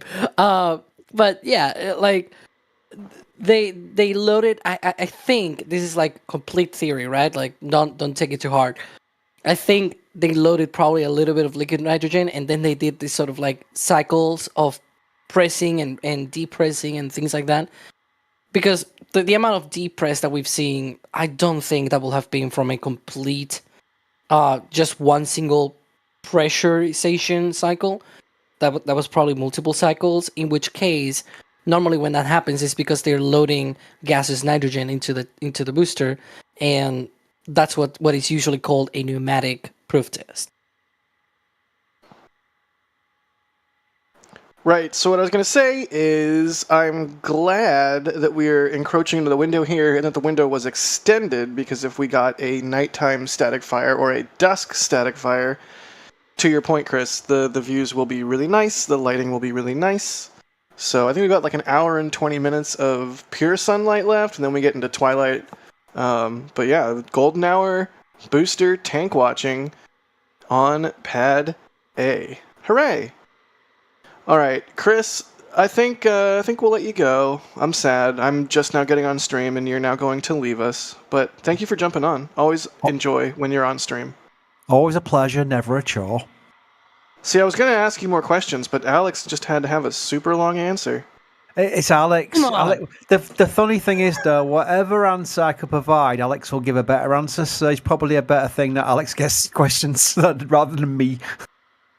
For all the sass I give him, it's true. He does have really good answers. Yes. All right. Well, thank you once again, Chris, for jumping on comms for a little bit and sharing your insight. Oh yeah, and for starting NSF in the first place. We'll let you go. Whose idea was that? Oh god. Thanks everyone. Bye. Bye. Space Pope wants me to check my DMs. That's scary. Space Pope, I saw you had a couple pretty big super chats coming through on this stream. Thank you for that. I don't see any DMs, unless you mean on Twitter. I'll check that later. Because right now we have a stream to do, because SpaceX is doing something with a booster. There has been an overpressure delivered to Mary today for Boca Chica Village.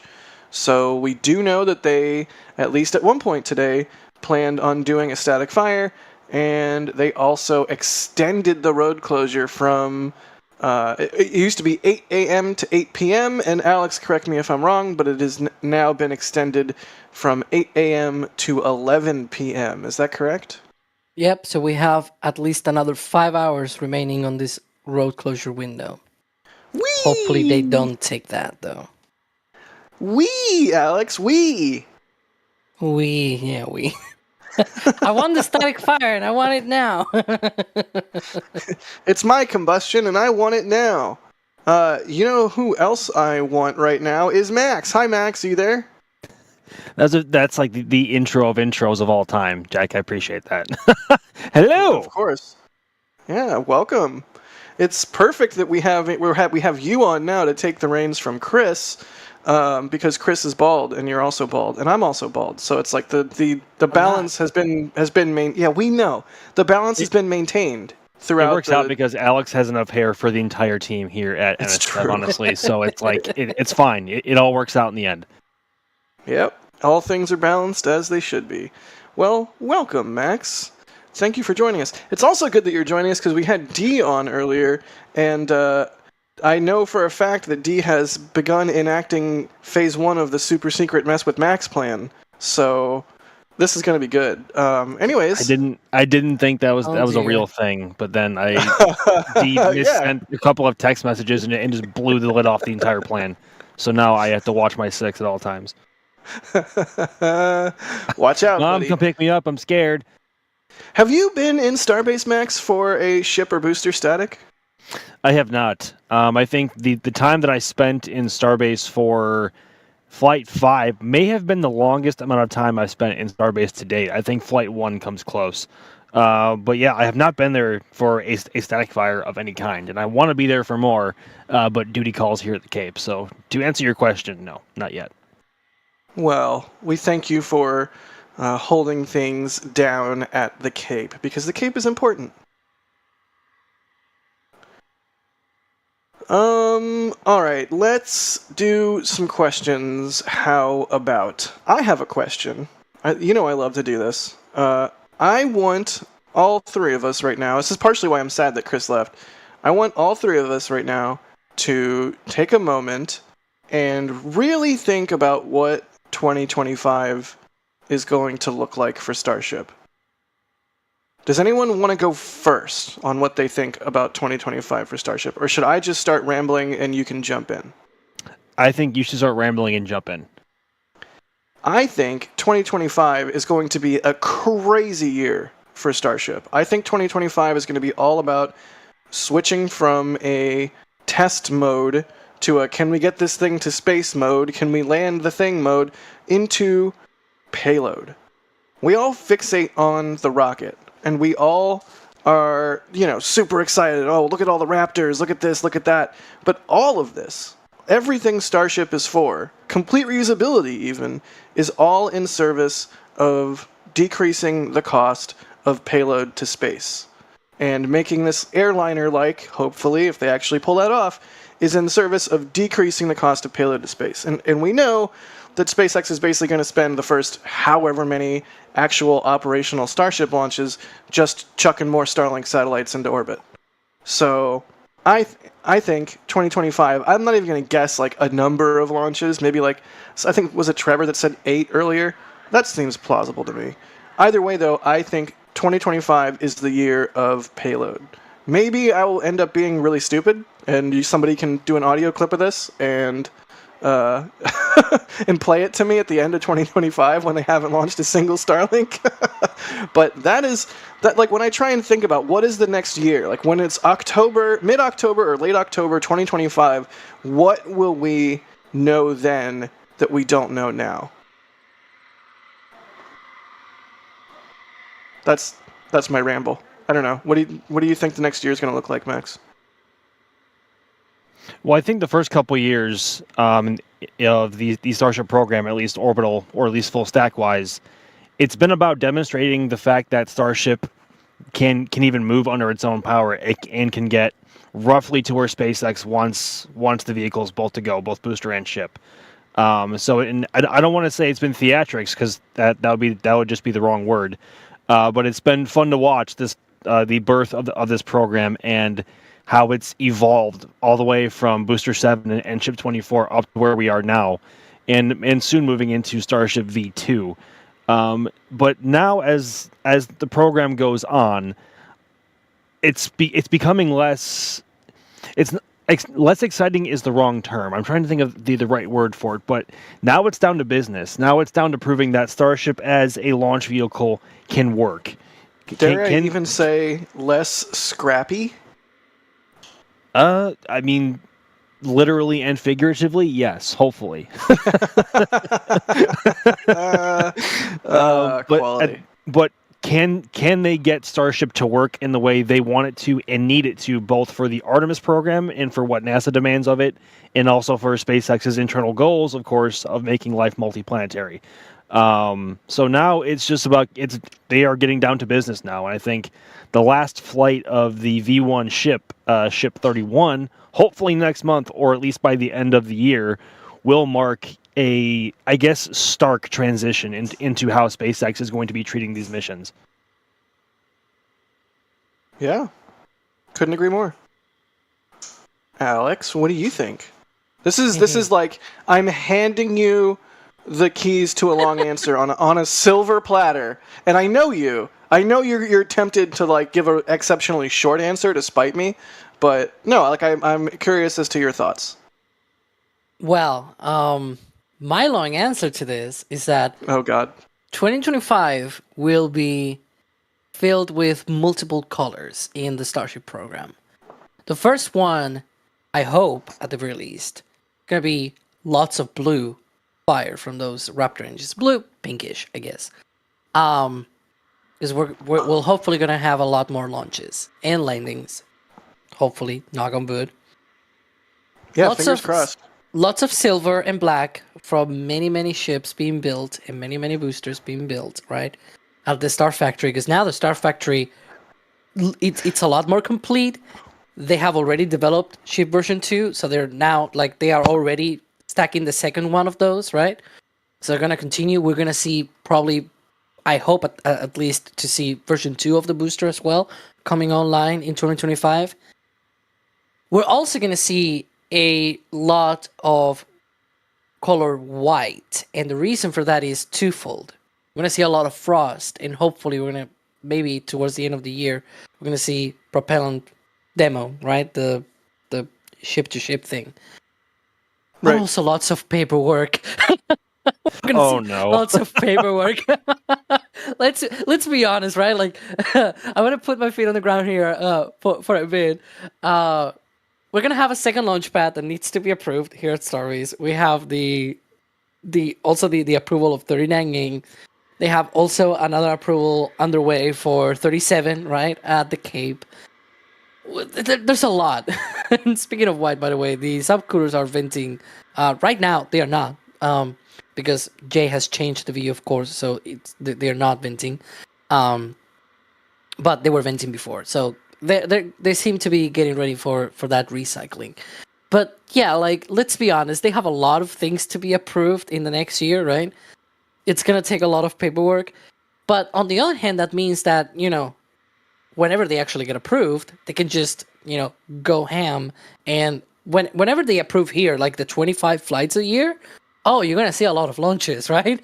From 39A, they asked 44 launches per year. From 37, they're asking 76 per year. Like, if all of those things get approved in 2025, after that, we have the potential of being able, just, from a paperwork standpoint, to be able to see Starship launching 120 times a year. That's when SpaceX was like, okay, we got approval. Let's just start launching these things, right? So, on the one hand, yeah, sucks, but, whatever. We're going to get there. That is really insane. 120 Starship launches a year. That's madness. I can't wait. Venting from the OLM, I see. Yep.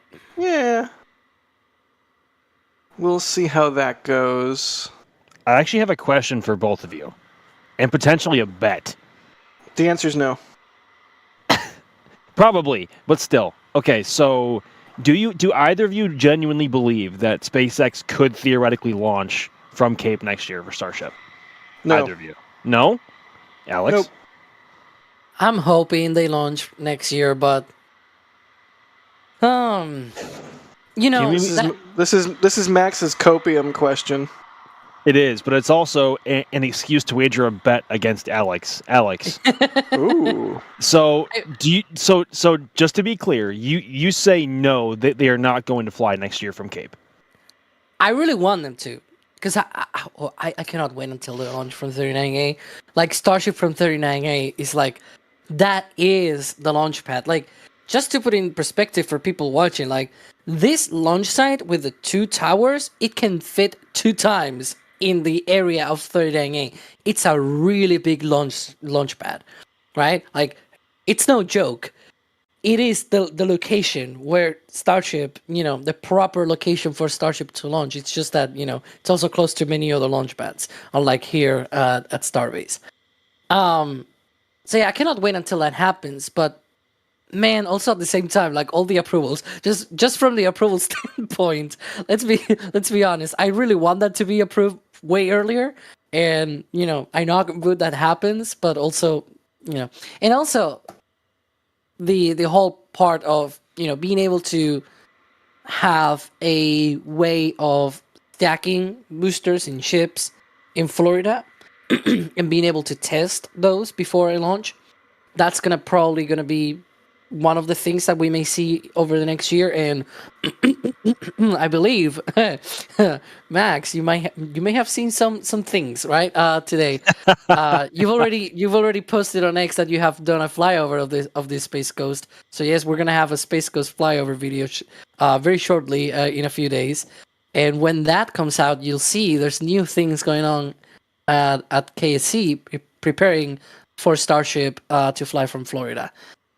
It's going to be exciting, but I think 2026 is more realistic for a Starship launch from the Cape. Okay, so if it does, for whatever reason, if it does fly from 39A next year, will you shave your head?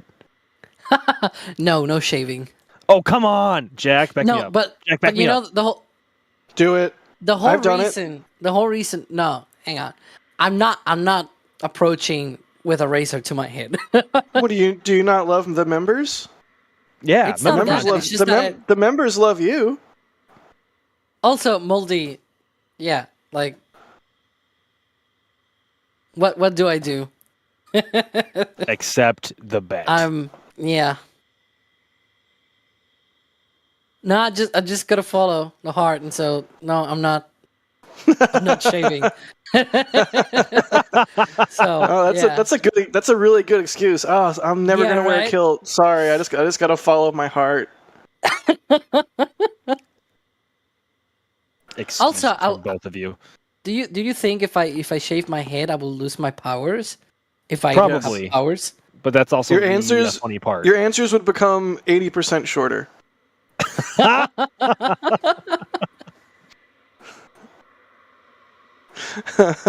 Even Ryan in the back channel is like, shave it. I'll get the next Starbase update script the day after you the day after you shave it, I'll get the Starbase update script, and it'll just be but one page with one sentence that just says, stuff happened. Stuff happened. Things happened. oh, you remember you're saying that, but the first few Starbase update scripts that I wrote, I had no idea how to write a script, and I just put like a list of things that happened, and that was the script. And then Jack had to build a script. Like, this is like insider, knowledge here for you. we're just talking about it on a live stream just freely.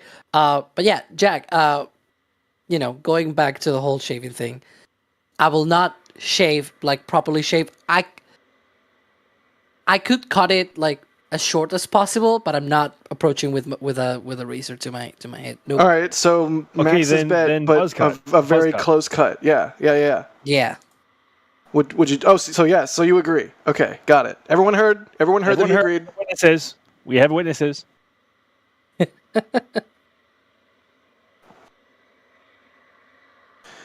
Well, continuing to see the OLM vent, continuing to watch the sun set.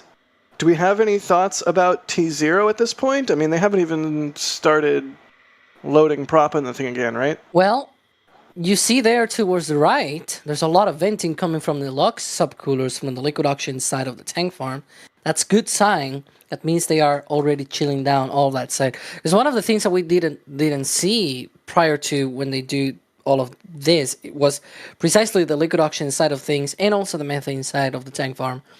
They were not as active and venty as they usually tend to be prior to propellant load, right? We're seeing now more chime venting, by the way, where you see there the CDT on the clock on the top left. There's venting from the chimes. Those are being loaded with CO2, with carbon dioxide, for the as I call it, the booster's own fire extinguisher, which is a fire suppression system that it uses. But yeah, we're right now sort of waiting for that recycling. This activity is very promising, though. Yeah, I mean, even just that they extended the closure till 11 p.m. is extremely promising. So just standing by, waiting for things to pick up again here. Flawed Perspective, thank you for the support. They say, please make an NSF tartan so we can get an NSF kilt merch. I will wear one. Oh god, Flawed Perspective. Charles Mitchum, thank you for becoming a Red Team member. Nibbles! They say, Ship 26 is bald. I'm bald. What a club we all have. Ship 26 is bald. That's a brand new perspective. I love that. Wait. Since when ships have had hair? They're called heat shields, piles, and flaps. Yeah, duh. Well, whoa. No. The flaps are not hair, but okay. The tiles totally are. But Ship 26 lacks both, so checkmate. I don't think. Well, I guess technically then do you know how to SN8 play and SN9 chess? were also bald, maybe. Wait, what? No, they had like a goatee. Remember? Well, yeah, I guess. Okay, you got me. Bear Fur, thanks for becoming a Padrat member. I'd rather be flying an X-Wing, says West Coast, Best Coast. No humidity, Also, extremely rare hurricanes, no cockroaches, no tornadoes, no Florida man, better weather, no alligators. Do I need to continue? You do not. You do not. Jay happy? What? Yeah. I was Jay thinking I'd rather be flying an X-Wing. Because now we see the methane subcoolers actually venting. I know Jay was a bit upset that when he got before to the subcoolers, they were not venting, and now they are. Yay, Jay. Christopher says, more prints, less kilt, and they bought a Max print. Nice. Hey, they say, thanks for the new additions to the collection, West Coast, Best Coast. Max, they bought your print, but they still think the West Coast is best. That's like a dagger to the heart, man. Well, I'm sure the portion of the sale of that print that you got will help the dagger that just went into your heart. But it's true. West Coast is the best coast. You're just objectively wrong. All right, moving on. Christopher also got a print from me. Seriously, thank you so much, Christopher. That's the highest praise you could possibly give myself or any photographer. To have somebody that wants your work on their wall, that wants to see it every day, is truly humbling. So thank you so much for grabbing those. Josh Schulten, thank you for the support. They say, when will they paint boosters orange? As soon as they have a mysterious power outage at the launch site and lose all security cameras for like 30, 45 minutes. I might know a guy. That's all it takes? Nibbles, that's all it takes. Nibbles, thank you again. And Overlord Raven, thank you for the support. They say, do they have any commodities at Boca to support that cadence of launches? No. Not right now. Everything has to get trucked in, so, maybe at that point they would need a pipeline or a ship that docks just offshore, and then there's like a really long pipe out into the Gulf, and the ship refuels it. I don't know. I don't think we've seen the last in terms of innovations for getting commodities to Boca. I don't know what the future holds, but clearly the current situation where everything has to be trucked in is untenable, no matter how many upgrades they do to Highway 4. Just looking at the cadence that they want to hit. Hey, that's a cool shot.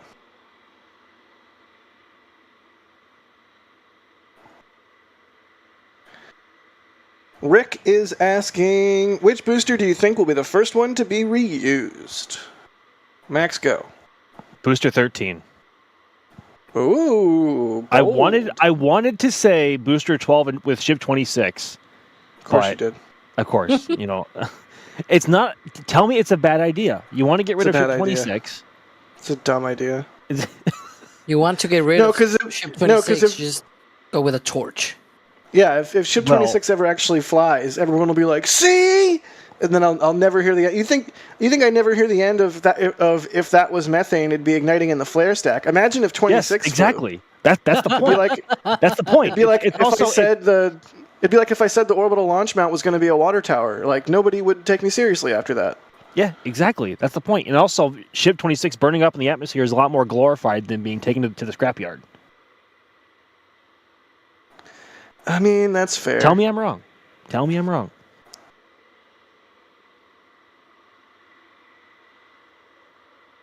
I'm not going to tell you you're wrong. But you know what? I don't agree. But you're not wrong. You're just different. I'm told that often. I gladly accept it. Alex, what do you think? First booster to be reused. Take a deep breath.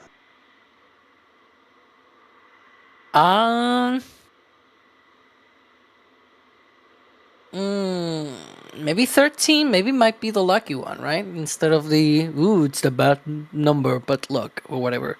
I don't know. We'll see. All right. I'm going to go with 15. No, wait. 18. That's just a total guess. I don't know. It's like several from where we are now. That's about it, buddy. You make me think sometimes, Jeff. Were you looking for? I just called you Jeff by accident. I don't know why. I've never wanted. And that's on air too. I've never wanted mute powers more in my life. I mean, they're both bold.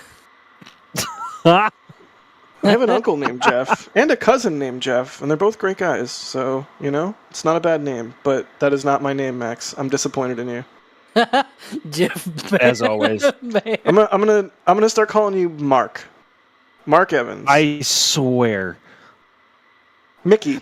There's actually so I'm not gonna go into it, but there's actually a very there's a huge inside joke between myself, D, and some of the KSE PAOs. How they were calling me Mark for a long time. I don't know why.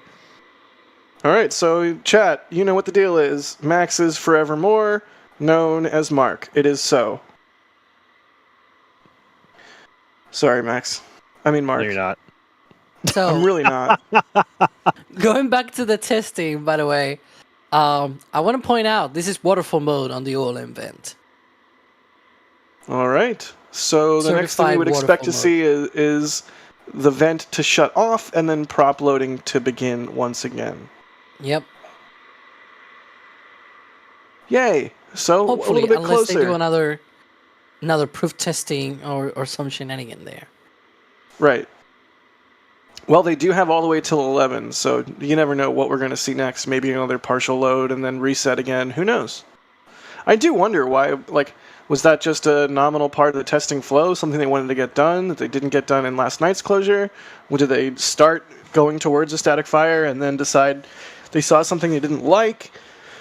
Very curious, as always, as to the discussions and decision-making that happens in the control rooms.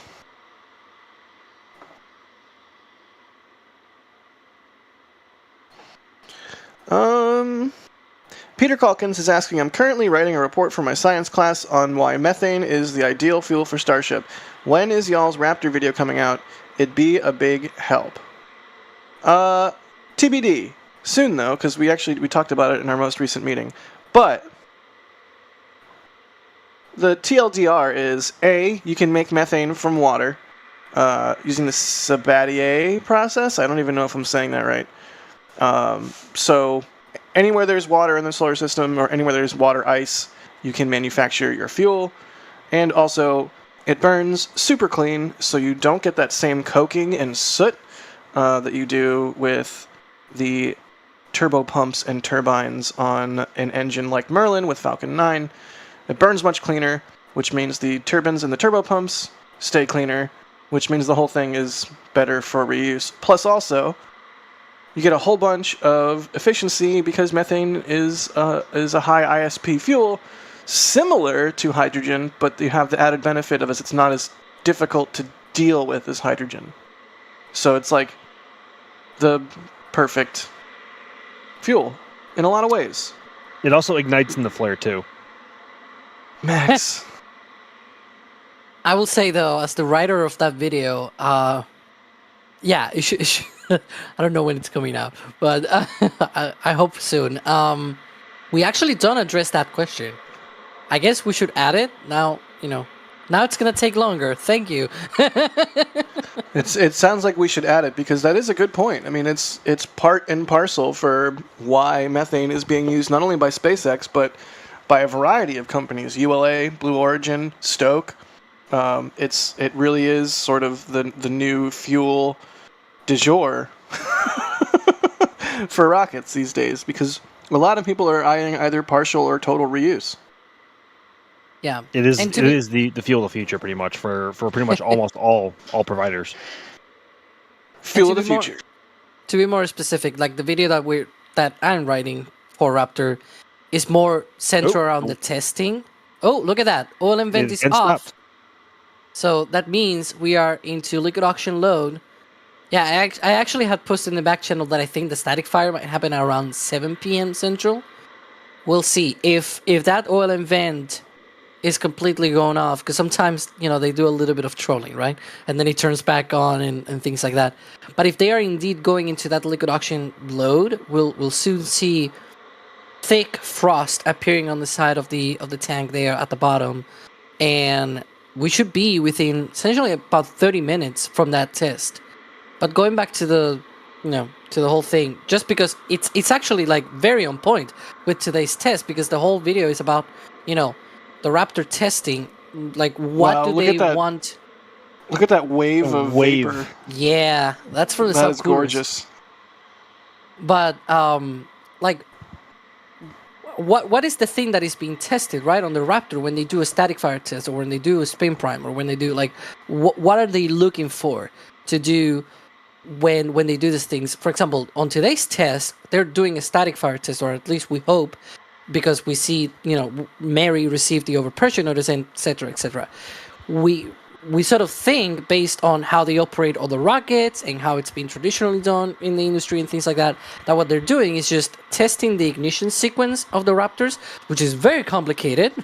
As you can imagine, it's a very complicated engine on its own, right? Now you have 33 of them, and you have the ground systems, you have the booster itself as well, so you have a lot of things there interacting with each other. So you want to test that before you put it into flight, right? Especially when it is a new booster. Once they start reusing boosters, maybe they can get away with doing these static fires after every flight and things like that, just like they've done with Falcon 9. But that's one of the things that they seem to be looking for when they do these firings, trying to make sure that the booster is going to be ready for that launch, hopefully in a few weeks from now. Fingers crossed. Gosh, the lighting right now is perfect. We got some golden hour light for this testing.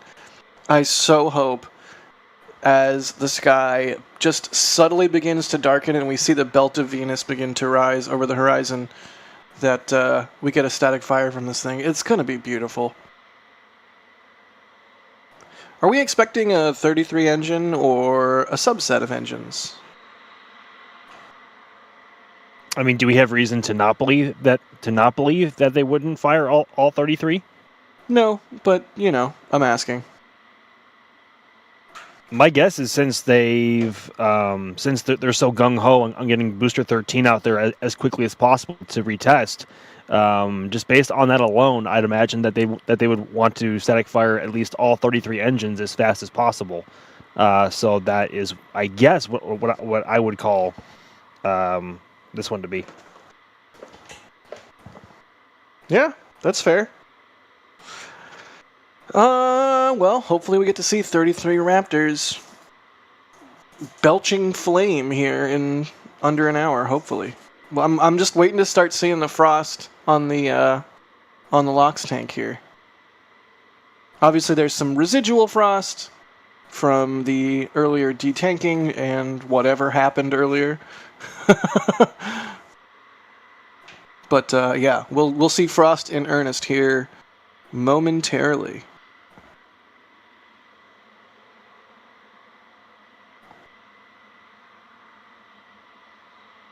Human is saying / asking, I was talking to a friend about the relight insanity at McGregor yesterday and today, because it also happened today, although not as many in a row. And Human's friend brought up an interesting question. It could be a lunar landing burn profile to limit dust kick-up. What do we think about that? By the way, now we're seeing that thick frost appearing. Yep, there's some vapor coming you can see it there. Yep. That's right. Good eye. And remember, for static fires, the liquid oxygen tank will be almost fully loaded. So it's going to take a while to get there. But it's also quick. It's going to be like maybe 20 minutes. Yeah. What is your T0 estimate, guesstimate, based on past events, etc.? Speculation, warning, weasel words, yada yada. I'm guessing they might be going for an easy top of the hour kind of T0. 7 p.m. maybe, plus minus 5 minutes. We'll see. All right. Well, we'll see what happens. What do we think? What do we think about the Raptor relight insanity yesterday, Max? Well, to answer the question, I think, hasn't it already been discussed how the lunar landing variant of Starship is going to use smaller thrusters placed at the top of the vehicle to avoid that dust problem? That is correct. So, I don't know. I mean, they may just be testing that Raptor until failure to really push it to see how far it can really push itself until it fails upon relight and shutdown. Because either igniting an engine or shutting it down is not as simple as just closing off prop valves. It's a lot more complicated than that. So, and of course, every engine is different, whether it's a full flow stage combustion cycle engine or an open cycle engine. Every sequence of the valve shutdown is always different for every single engine. So, I don't know. I'm still kind of scratching my head over that. I want to address one thing. Oh. Go ahead. the McGregor thing. No, go ahead.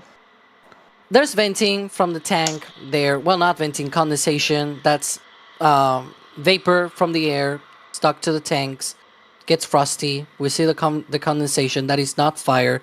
In fact, I will say I will be very, very surprised if there was any fire in that tank right now, because that's liquid oxygen. The liquid oxygen can burn things, but unless it burns the steel, like, I don't even know what's going to be burning right now, right? Like, just putting two and two together, that's condensation, first of all. And second, if that was actually a fire, I would be very, very surprised. Who would? Nobody actually would think that that's a fire, though, right? Like, come on. It's not. But Chad is thinking so. So I wanted to address that because, Chad, it's just sunlight. Come on, Chad. That's actually a very similar effect to the firefalls over at Yosemite. Just because the angle of the light is correct, I guess, compared to the angle that the vapor's coming off the shine there or the tank. I that's why I gotta do Firefall again. It's so fun. I gotta do it again. I've never done it. It's been on my list for so many years, and I still just haven't done it yet. Sounds like a skill issue. Here we go. My, how the tables have turned, Max. It's a treat. Tables. If you get your reservations early enough, you can stay like right there in Yosemite Village, and then it's essentially, not quite, but it's essentially a short walk from your tenty thing area to the exact right spot for the Firefall. It's a treat. Highly recommend. What time of year is that, by the way? I can never remember. February, like early February. Okay. Is it just then, or is it also in like November because of the way the sun lines up? No, it's just, as far as I know, it's just then. Although, a fun thing that happens over the summer and early fall, it's not Firefall, but it's moon. On the right. Thank you, Alex. It's the moonbow. There's a moon rainbow that occurs on a full moon next to, I think it's Yosemite Falls. So that's another thing that's been on my list for a long time is moonbow, because I have not shot that yet. So yeah, if that were it, like again, it is just condensation on the sunlight, orange, because it's sunset, and so. But even then, that's a liquid oxygen tank. The liquid oxygen tank burns things. It is not burned. You know what I mean? It's not combustible. But Alex, the tanker trucks say flammable. I mean, you can become flammable if you were probably, dumped in pure oxygen environments. Let's not, dig too much into that. But speaking of tanks and frost on tanks, the methane tank on the booster is also getting frosty there, as you can see. Nice. Frost rapidly rising on the LOX tank, and now frost on the methane tank as well. Steven in chat says Moonbow was awesome, Jack. Definitely recommend. That's so cool. Do you know flammable and inflammable mean the same thing? Flammable means flammable. It does. It actually does.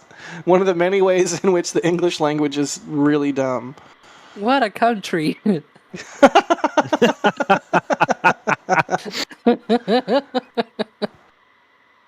Yeah, Moldy. Good one.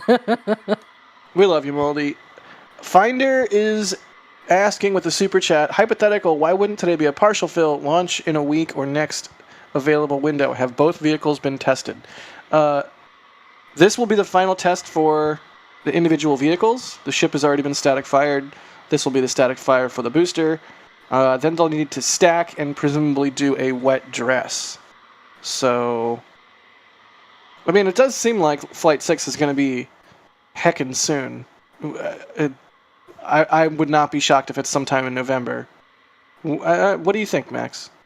Yeah, I'm on par with you. I think if it does happen in November, I think it'll either be week 2 or just before Thanksgiving or just after Thanksgiving. It's still so. It's crazy how they're already this far into the test campaign for the next flight of Starship when the last flight was under 2 weeks ago.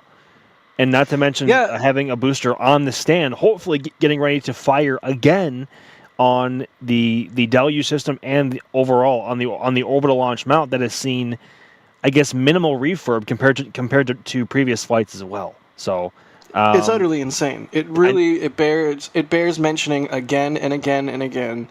Previously, the longest time in between a flight and a booster being back on the stand has been well over a month, or at least a month. And in this case, we've shortened that by a factor of 4. It's insane. I did not expect it to happen. Like, I didn't expect this ramp to be this possible this fast, but we're looking at it right now before our very eyes. Alex, what do you think? When Flight 6? Gosh, what a beautiful shot. That light November, is so December. good. I know that's very bad thing. Like it's not really very detailed, but that's my guess. November, December. No, I need a specific day. Specific day. December 13th at 5:30 p.m. Oh, I was going to ask for a time next. I was going to ask for a time. There you go. 5:30 p.m. launch would be gorgeous. Hey, a 6:41 p.m. launch would be gorgeous. I mean, imagine if they were launching right now. It'd be just as nice as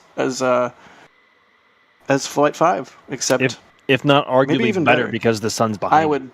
I would argue better, yeah, because the lighting is in your favor versus you're fighting against it. The backlighting in the morning, oof. Depends on the angle you're shooting from, but like if you're at river and it launches around like between like 4 and 6 p.m., like that is prime. That is perfect. Money in the bank. Although with Flight 5, the whole vehicle rolled to a different orientation than we've seen with previous flights.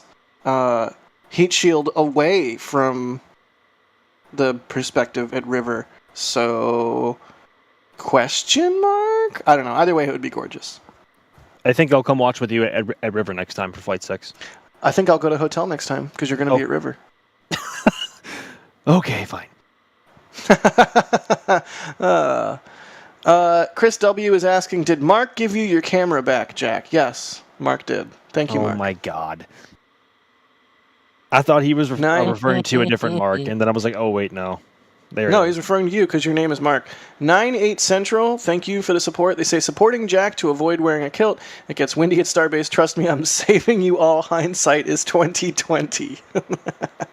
Ed Brady, thanks for gifting a Red Team membership. Nibbles, thank you for the super chat. They say, chance of multi-static fire like we've seen at McGregor. Totally awesome. I sincerely doubt it, although that would be cool if they relit all 33 Raptors 34 times back to back to back. This is like... That would be insane. I was actually writing this into Twist for this week's spaceflight, and instead of the header that I had used on the document, it was SpaceX fires a Raptor 30 something times, right? And fires up 33 just once. Like that was sort of the joke of, oh, they fired 33 once, but then the other one was like multiple times. Now it's actually up to 50 because I started writing that yesterday. Today they did another 12 because of course. Why not? Yeah, that's insane. That is just insane. Marcus, thank you for grabbing... Ooh, they grabbed my print and a Max print. That's so amazing, seriously. They say, thanks for the amazing views. Have watched since first tanks blown up in Starbase. Best regards from Finnish Tank Watchers. Thank you so much. Finland. I love that we have viewers all around the world. Thank you again. Steven, with a store purchase, getting 2 Max prints. Holy cow, you guys are awesome. They say these 2 prints will make great additions to the other 2 prints I have, plus all 5 patches, a Starship torch, and a 3D printed booster and ship. More to come for this collection. Thanks, NSF, for the amazing continued coverage and merch. Steven, that means the world. Thank you so much. Max, you're selling prints like hotcakes. I gotta up my game. This is genuinely like very heartwarming, and thank you very much, everyone, for all of your support. It never ceases to, I guess, render me speechless almost seeing these prints like this. Genuinely, it's hard to even express. It's difficult to put words on it, just with the sheer amount of just. Thank you so much. It's nothing but gratitude. Thank you so much. I don't know if I'm supposed to say this, but Max's prints from Flight 5 have been just stomping on my prints in terms of numbers, which is not unusual. My prints usually don't sell super well. So good job, Max. I'm glad you're killing it. And for good reason. Your shots from Flight 5 are amazing. So I think we all won for Flight 5, though. I have to say it. I think we all won. It true. Corey, thank you for the support. They say it's not a moonbow, it's a moondog rainbow. Sure. Jared Walker, thank you. Yeah, right. Jared Walker, thanks for the support. They say, Jack, if this thing launches the week of the 18th, I will be driving down, I'll bring a kilt. Joke's on you. I have Thanksgiving plans. So hopefully it launches earlier than that, but we'll see how it goes. Black Hawk New Zealand, thank you for gifting 5 Red Team memberships. John Meany is asking, how do they handle the FTS in a catch situation? I mean, I think we saw that, at least the initial iteration of it with Flight 5, where they saved the vehicle, and then the next day they went up and grabbed the FTS and opened the road. Yeah, and if they mean whether the FTS is active or something, it is not. It is saved during the re-entry. You can actually hear the call out. If you put a lot of attention, because there were a lot of excited people at SpaceX, right, as the booster was coming down, you can hear something like booster AFTS has been saved or something like that. Good deal. And you also hear similar calls with Falcon 9 as well, like either stage 2 FTS safe Sorry, Max. Look at the frost. Look at the sunset light in the frost. It's like pinkish purple. There's next to no wind out there. It's just flowing as it would. That's so pretty. And of course, there's like a bunch of wind where I am here at the Rocket Ranch outpost. Shout out to Rocket Ranch. Like my camera is shaky galore. Although it's going to be shooting slow-mo, so that'll... 120 frames a second cures a lot of sins. It does. Absolutely. You know, Max. I know you know. That light glinting off the booster is so pretty. This light is so good. The shadow of the tower too on the booster itself, just gorgeous. What time is local sunset by you, Jack? Do you know? Well, of course, I do know off the top of my head. Definitely don't need to look at any aids of any kind. It's 6:52, so just a few minutes from now. Oh my goodness! Wow. Yeah, so if they go at 7, it'll technically be a post-sunset static fire. Have we ever had a nighttime booster static fire on the pad? Not of a booster. I think this would be a first. I don't think so. I mean, we've had, I think, a couple of low light situations where it was either very cloudy or the sun or just wasn't coming through as well as it could. But I think this would be the first true post-sunset static fire of a booster, and it's really interesting because the exhaust from all 33 Raptors by themselves, especially compared to Falcon 9, really isn't that bright, and that's just due to the nature of how methane burns as a propellant over any engine from any rocket. And what's curious is where the exhaust interacts with the deluge system and also the orbital launch mount once it pitches over for the pad avoidance maneuver. There's a bright orange glow, and that lights up everything else around it. So if you're exposed correctly, that would just lead to an absolutely epic visual, and I can't wait to see how that looks post-sunset. I'm excited. I can hear it in your voice. It makes me excited for you. I'm super excited for the imagery that we will get from this, both from myself and Mary, and all of the robot cameras. Speaking of cameras, I'm going to ask both of you a question and then step away and look at my camera really quick, because Gage in our back channel said that it's very dark, probably because it was exposed for broad daylight, because we've been out here literally all day. I'm coming up on 12 hours awake. Whee! So I'm going to ask you both this question, and then I'm going to go look at my camera. So, Alex, long answers permitted. Max, you are selling prints like hotcakes. Stop it.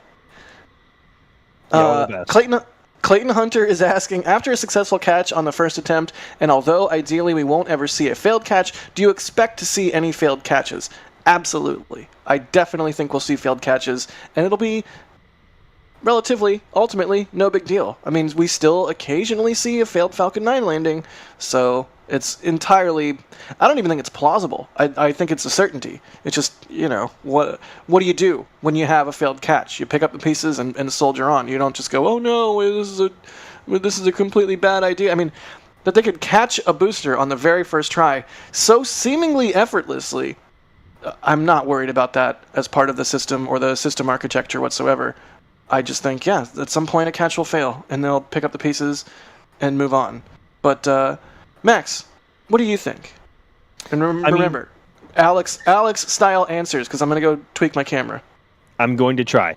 I mean, there is no launch provider or really any aerospace company that is immune to failure. I mean, obviously, we've seen it with Falcon 9 and, of course, this year on numerous occasions. And that's just the unfortunate part in almost them becoming a victim of their own success, just with how often they fly and the mistakes or the subtle flaws in the system or in their system that would otherwise go unnoticed. So will they have a failed booster catch attempt at some point? Probably. The nature of how that failure goes, though, I'm not entirely sure. Whether it be some kind of engine failure and they don't have enough thrust to slow it down, and it just absolutely being a lawn dart or darting right into the launch site, or there being a failure at some point earlier in flight and they just can't bring it back. Or it could be, a worst case scenario, they catch it and then something in the chopsticks fails and the booster falls right to the ground.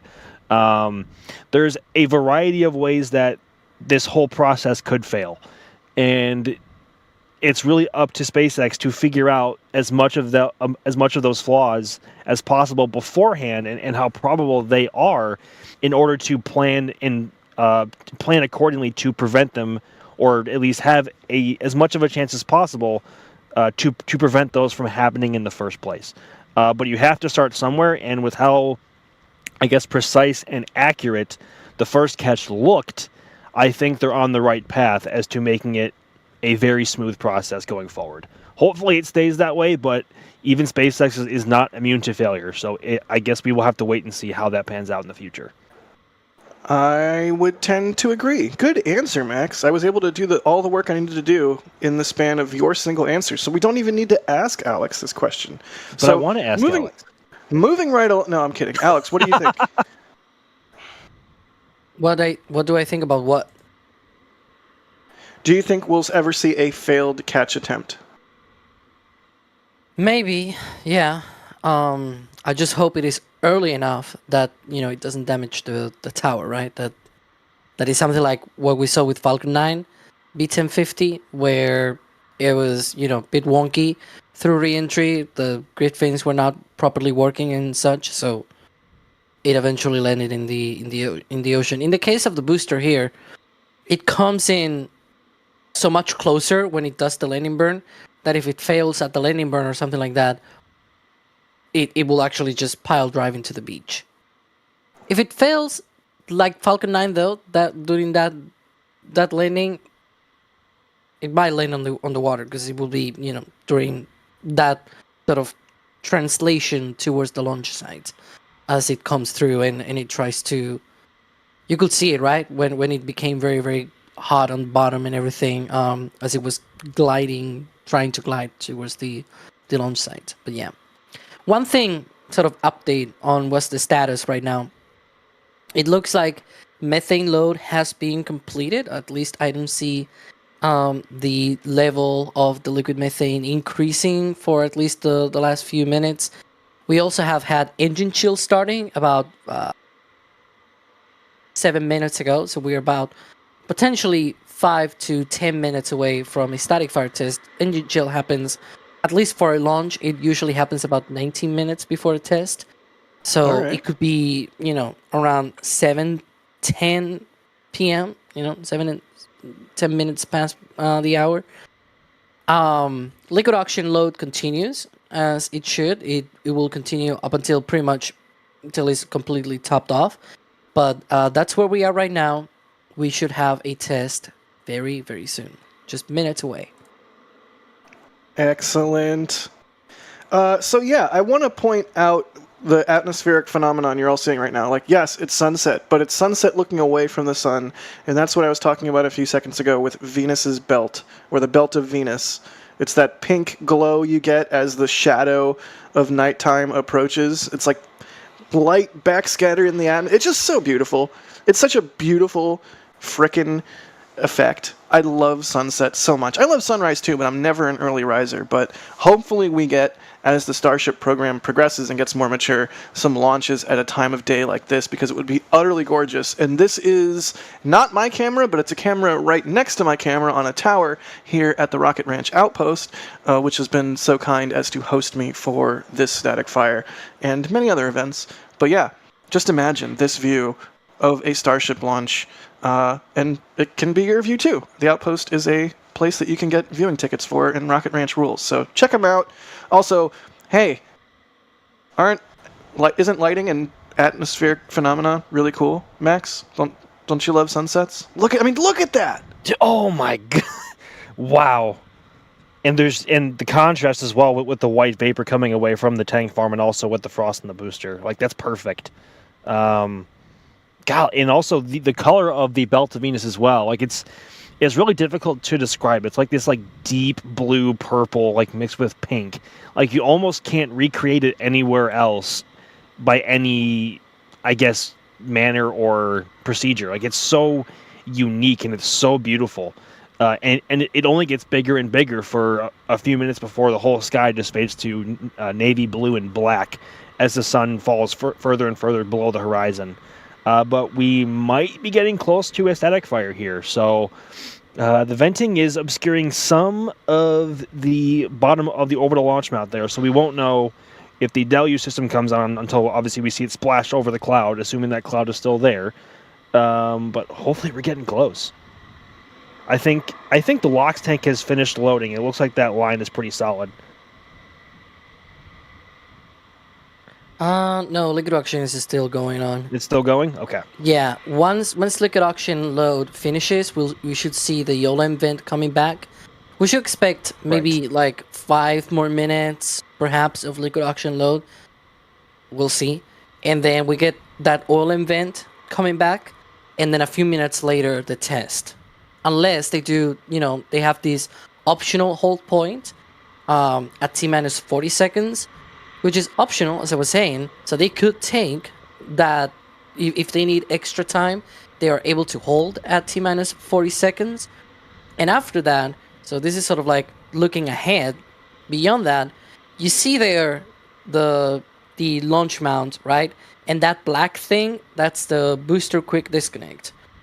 There's like some kind of vent that happens next to it when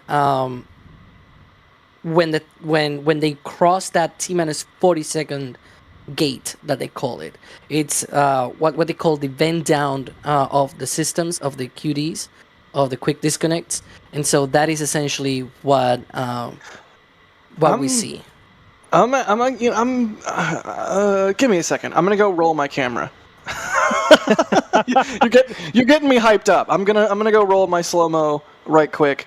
In the meantime, how about we talk about this? Purple Turtle is asking, was there an overpressure notice? Yes. Right, Alex? Yeah, there was an overpressure notice, and someone was asking also in chat what version of the Raptor it is on this booster. This is Raptor 2. They have not moved on to Raptor 3 or anything on any vehicle just yet. They're still in testing, essentially, for that one. But yeah, we are very close to the end of that liquid oxygen load on the booster. And as I was saying, that vent happens at T-minus 40 seconds, so we'll know very quickly. And 20 seconds after that, we're going to see the detonation suppression system. It's like this mist of water coming out from the launch mount at the bottom of the rocket, and then the deluge system, and finally the static fire test. So, a few more minutes here. But yeah, we have had an overpressure notice. Booster is getting loaded. Okay. Those vents are very normal as well as it gets loaded as well with that liquid oxygen.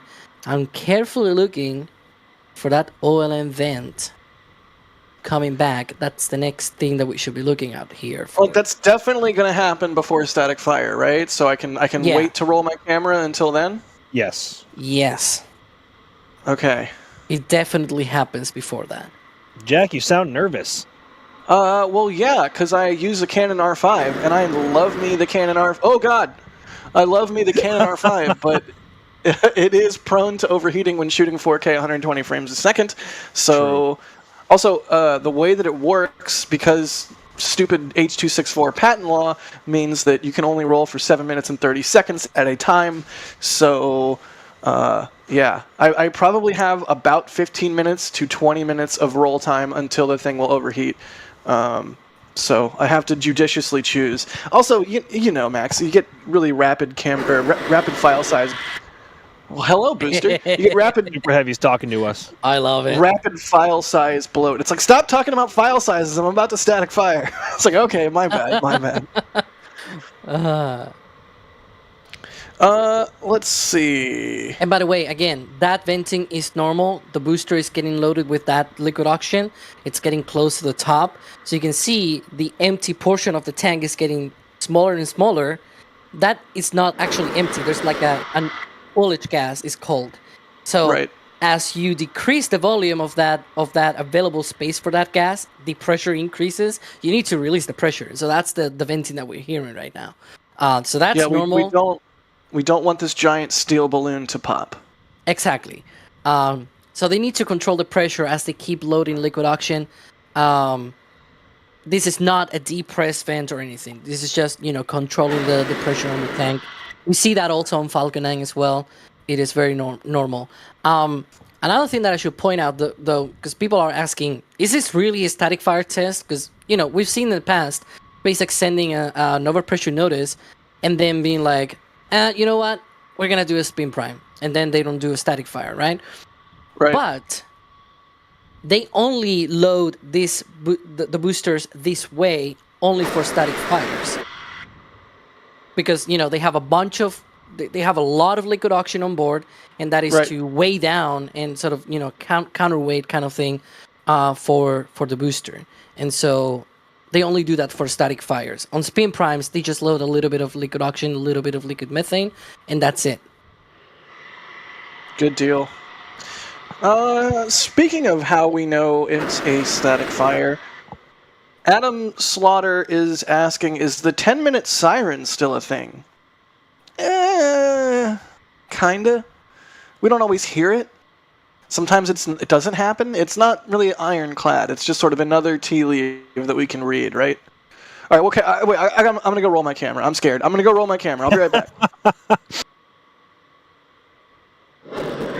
Oh my gosh.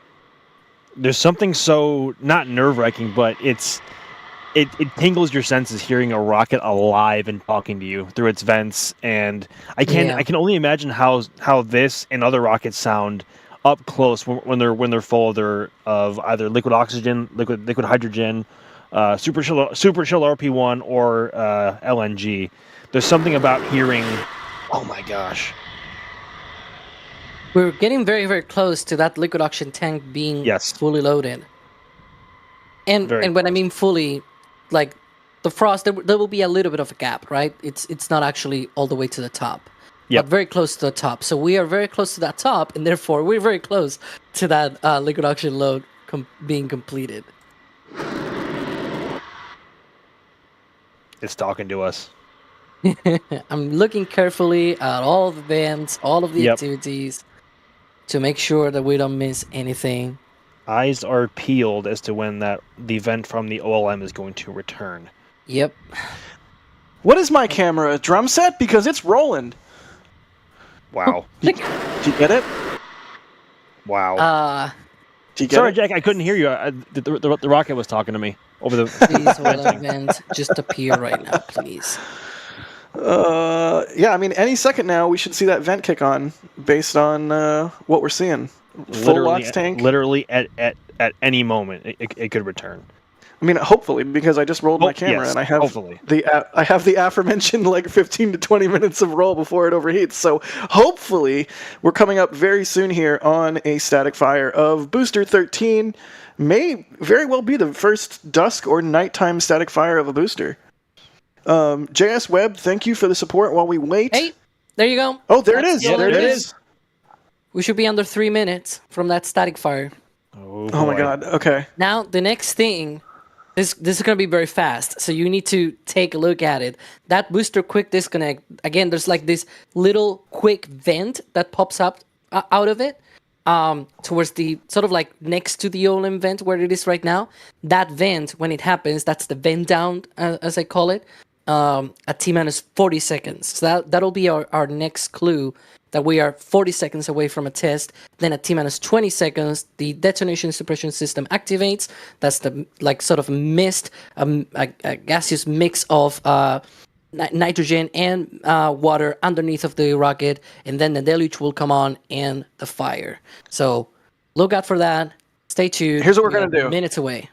Here's what we're going to do, Alex. When you see that secondary event happen, say so immediately, even if I'm blathering on about something stupid like file sizes. And I will go... Oh, it stopped again. Did it stop again? Yep. No, that's normal. That's normal. It stops. It appears. That's normal in these last few minutes. All right. Okay. All right. This is really happening. This, once again, it cannot be underscored enough how utterly insane this is. This is the first stage of the world's largest rocket ever by like a factor of 3. And just under, 2 weeks from I think launching I have seen the vent.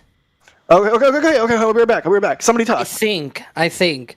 I saw that vent too, Alex. Yeah, I don't know if it was coming from the QD or something behind it. Exactly. That's what I was looking at. It's really hard to tell from this angle. If it was, we should see the detonation suppression system very, very shortly. Hopefully shortly. Let's see here. Not yet. But the booster is very much primed. That one, yeah. Yeah, the booster is very much primed. Oh. That is 40 seconds. 40 seconds. All right, so the next thing we should see is the detonation suppression system fire up. That'll be that sort of mist, like the amusement park misters, when you're in line for a roller coaster for a really long time in the Florida heat. Ask me how I know. But yeah, we should see those misters kick on here momentarily. And then the water deluge.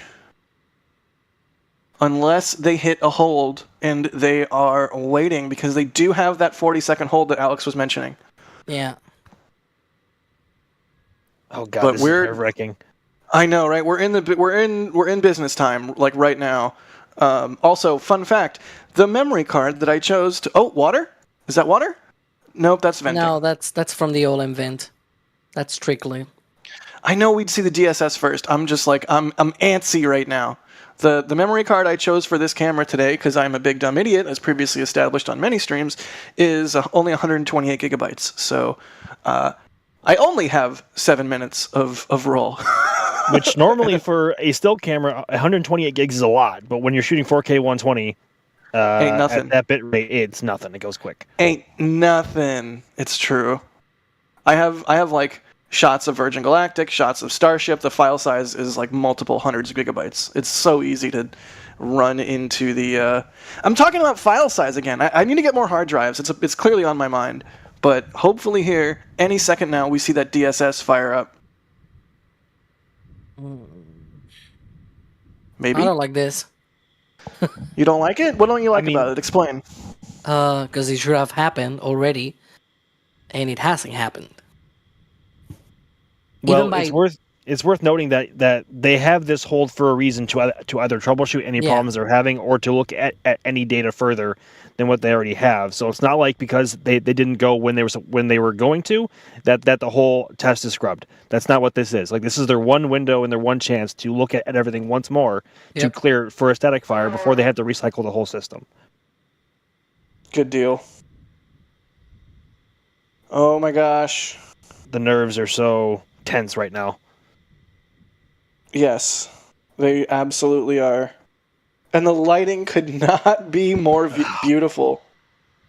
Please. Vent from the QD. Oh, now, again, so maybe we'll see the detonation suppression system. Okay, might have released a hole. All right, I'll be right back. So I think the safe rule here is once... Fire X. Detonation suppression system. We'll see now the deluge.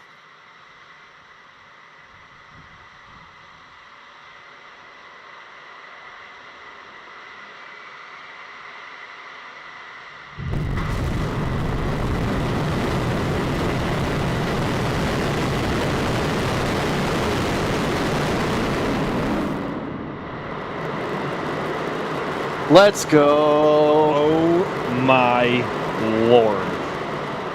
And the sound is hitting here right now. Oh my gosh, the entire container is shaking. I don't know if you can hear that. Oh my gosh. That was something. Okay. I hear clapping in the background, Jack. I hear For all intents and purposes, that looked like a really great full duration burn. Somebody say something intelligent. I'm going to turn my camera off really quick. Yeah, critically, yep, that looked like it was full duration, which is really good news. It means that all these systems on board the vehicle and also with the ground systems in the OLM and the deluge system worked as they were supposed to. So that's a really good sign. And mind you, again, a separate booster and ship launched from this very facility less than 2 weeks ago. And there's the deep press. Wow. That was something special. Golly. Yeah, I cannot wait to see your footage. I'm literally dumping it right now. Like, as we speak, I'm going to try and get you a rapid turn slow-mo replay. Give me just a minute or two. Holy cow. And, like, what beautiful lighting. Can we please get more Starship activity at this time of day? Just utterly gorgeous, gorgeous test. Didn't you also have a camera in the field for this one? Yes, that one was shooting stills, and I sure hope its battery lived all the way until right now. But yeah, fingers crossed. Ooh, okay, I'm looking at the footage. Okay, give me a second. Max, do you have the panel up? Do you want to run through some support really quick, or do we want to somebody talk about something so I can edit this footage as fast as humanly possible? Go, Alex, go. Yeah, well, I was gonna say, we saw there might be like there might have been before that fire like maybe a minute or two of a hold. As you were mentioning, Max, sometimes they need a little bit of extra time. It was a very short time, right? And then we saw that test. It pretty much happened more or less when we expected it to happen. 7:10 p.m. I don't know, man. It's like it's a gorgeous time to have any of this testing. I really wish we can see some, launch at this time of the day. And then also it means if they actually do the whole re-entry over the Indian Ocean or even the Pacific Ocean, it'll be in daylight, which is fantastic. There is something about seeing any either test campaign or launch or really just any rocketry activity happening at this hour and in this light that just tickles all the right parts of the brain. Like, it's so beautiful. And in many of SpaceX's renders and their animations, this is what the light looks like in the sky. So they must have something going, I guess, with those. I don't know. I have no words right now. That was beautiful. I feel like the need once again to reiterate how impressive it is that we got a static fire of Flight 6's booster so soon after not only Flight 5, but also after catching the very first booster. Like, even just the amount of time it took SpaceX to get Booster 5 safe and off the mount and back to the production site was like bananas fast to me. So to see them not only do that and make seemingly easy work of not only landing the booster, but recovering it and getting it back to the production site for inspection as well, but also of executing this test today, just so impressive. So impressive. Did you mean Booster 12 and not Booster 5? Yeah, I'm an idiot. Flight 5, Booster 12. Thank you. Same, but different. And just so you know, everyone who's watching, replays are being prepped as we speak, and hopefully those will be available momentarily. That's why I sound like an idiot right now, because that's literally what I'm doing right now. And it's not just Jack's; it's from all of our cameras out in the field. The light was so good; it was such a treat to watch that live. Holy cow! Look at the reflection on the on the steel. Just gorgeous. That's like one of the biggest benefits, I guess, just visually of stainless steel is how it can how light reflects off of it. So after seeing this test, do we care to revise how many launches we feel like we'll see in 2025? Of Starship? Yes. No more than 10. I never answered the All question. right, Mr. Regulatory. Go for it, Max. Well, I just to keep it short, I think we'll fly. I'll give it a small ballpark between like 10 and 15 flights next year. Yeah, I mean, plausible if they get a little bit of an extension there from the old FAA. But yeah, I mean, 10 even seems insane. 10 seems like a step change from what we've seen thus far, which is already insane because, again, world's largest rocket ever. I cannot underscore that enough. And they're just making it look easy. It's truly astounding. And on this very launch site where they launched again to say for the millionth time on this stream less than 2 weeks ago. And so the fact that they've been able to prove the robustness of this current version of the Orbital Launch Mount and the Deluge system to this point is not only amazing, but it's so exciting to imagine that if they can get this system at this robust and this ready to handle a cadence like this, right. I can only imagine what the launch mounts for for Pad 2 at Starbase will be like, and also the pad here at 39A before they head over to Select 37. Right. It's wow. I'm so excited. The future is bright, my friend. The future is bright. Much like the 33 Raptors on this static fire. Holy cow. And that's what I was saying as well. Like, the Raptor exhaust itself is not that bright, especially in comparison to any SRBs or even any Keralox engine like Falcon 9 or any rocket that uses a Keralox engine like Falcon 9 or Atlas 5. But when the exhaust meets that Deluge system or the legs of the Orbital Launch Mount, it glows with this bright orange light, which is actually very, very, very bright. So it makes it a little bit tricky to expose, but it's gorgeous nonetheless. Well, and when you get this beautiful dusk lighting too, it almost makes it easier. Like the exposure levels of everything is kind of evened out. I mean, just absolutely gorgeous. And again, to just belabor the point, seriously impressive on the part of SpaceX. So hopefully we get a tweet from them here shortly saying, successful. Yeah, hopefully we get an X post on X the Everything app from them here shortly, detailing what this was. Hopefully they say successful 33 engine static fire, something like that would be really cool. With hopefully some delicious drone footage as well. So yeah, sign me up. Inject it directly into my veins, pretty please. What, is it too far? Jack, I think you and I both. I think we have a problem. What's the problem? That we're addicts of launch footage and test footage. It really is. It's a thrill and it's addictive and it's so fun to be able to do this, and we only can do it because of everybody's support. So if I'm on the belaboring a point train, I'm gonna say that again too, because to be able to chase events like this and see things like this and feel and hear things like this, and not only that, but share it with everybody around the world is such a treat. Speaking of doing exactly that, hey, production team, I am uploading my slow-mo to the back channel right now. Oh boy. Oh boy, oh boy, oh boy, oh boy. It's all right. It could be better. But just I'll be take conservative. Yeah, it's okay. It's all right. No. It blow our minds. It was tricky. We're talking about the lighting and whatnot. It was tricky. But yeah, while we're waiting for replays, let me really quickly thank people for allowing us to do this. JS Webb with a super chat saying, my contribution to move Max to Starbase so Jack will have a friend. Oh, wouldn't that be delightful? Aww. Super fan of all of you. Thank you. No, we want to move Max to Starbase so I can go home. RC Horseman, thank you for gifting 10 Red Team memberships. Tyler Bell, thank you for the super chat. What's up, dude?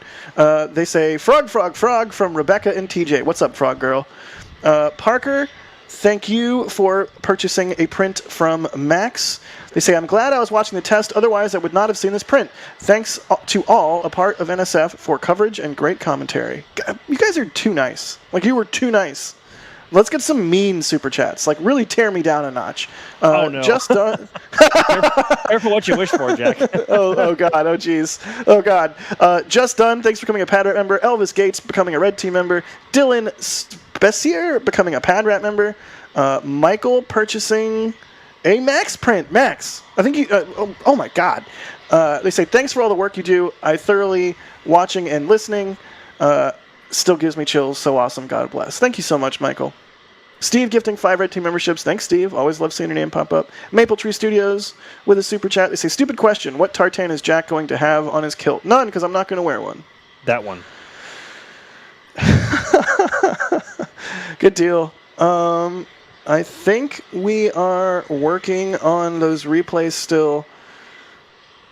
Mine is still uploading. It's like halfway. It's 134 megabytes. I did the best I could. I didn't want to compress it to bejesus and back. But yeah, let's take some more questions. Why not? While we wait on some of these fantastic replays. And Alex, has this thing depressed yet? Well, we had a very short depress vent. That's the usual one that they do right after the test take place. Then normally we start seeing that detanking, excuse me, that detanking process where they, put back all of the remaining liquid oxygen and liquid methane back on the tank farm. And normally, once it is fully detanked, then they do another big depress vent, which is usually, like the last sort of drum roll kind of thing of, okay, done, we're done, right? Right. And then they open the road and everything, and yeah. Ooh, I can see the shockwave in my slow-mo. At 4K 120. Well, I exported it as 1080 for expediency purposes, but yes. Jack, I have a question for you. No, the answer is no. Okay. Well, it's not a yes or no question, so psych. Well, for this situation with the varying lights, the varying lights, with the amount of variation in the light between pre-static fire and during static fire, how did you choose to expose for your footage? Was it all manual? Was it aperture priority? How'd you do that? Sometimes I will go aperture priority. Sometimes I will go full manual. Today I went full manual. Exposing about a stop under, hoping to get some fire detail. So I basically, every time leading up to static fire, when I was like, somebody talk, and I ran away for a minute, I was just riding the iris and the aperture, the aperture and the shutter, to make sure I was maintaining one stop under exposed. But yeah, it varies. Like for example, for Firefly's first launch, where I got like the explosion exposed just right. That was aperture priority. Oh and wow! That was a deliberate choice. Is what I will say about that. Because you never know how bright something is going to get. Especially a big explosion. Right. Oh man. Successful, at least by appearances, 33 engine static fire of Booster 13. Just days.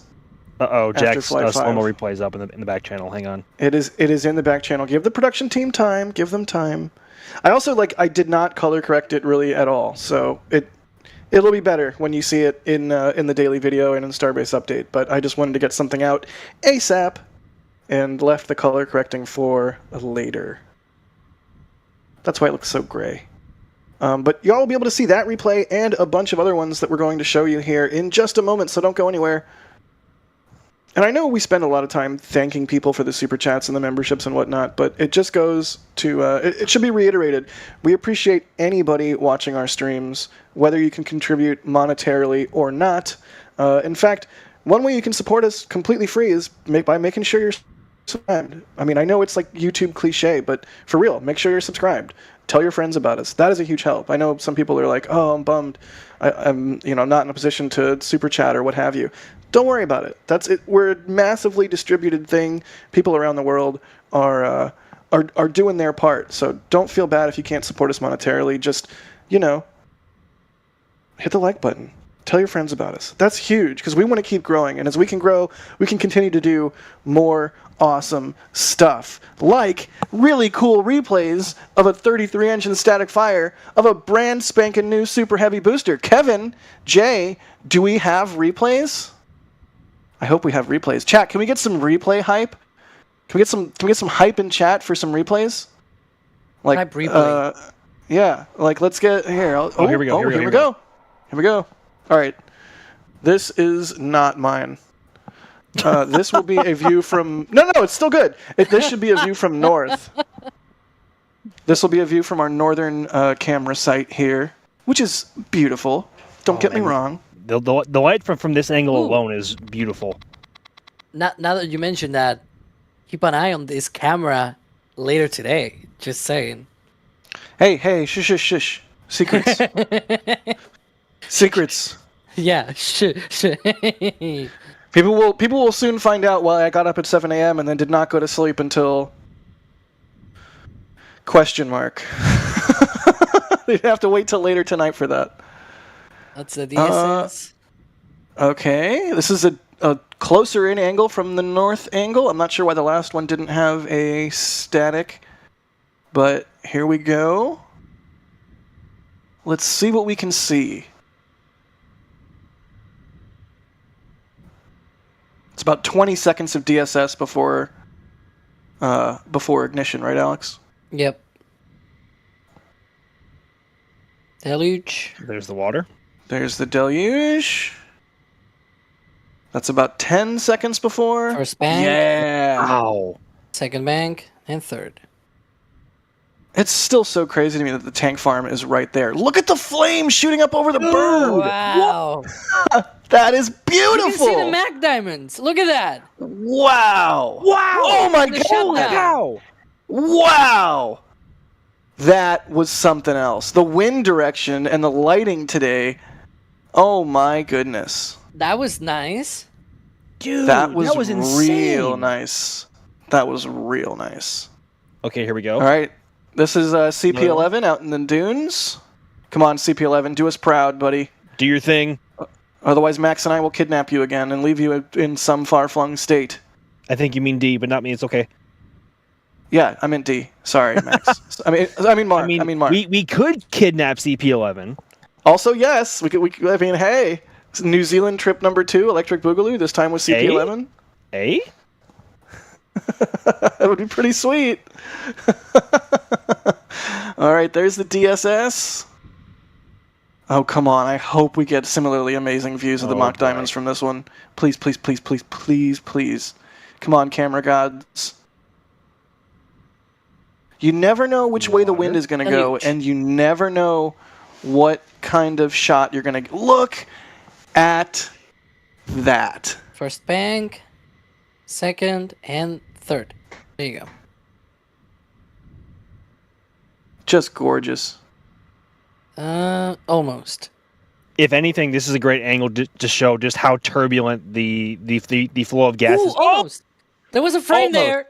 There was a frame. There was a I saw that. They were blue. That was money. But this angle was.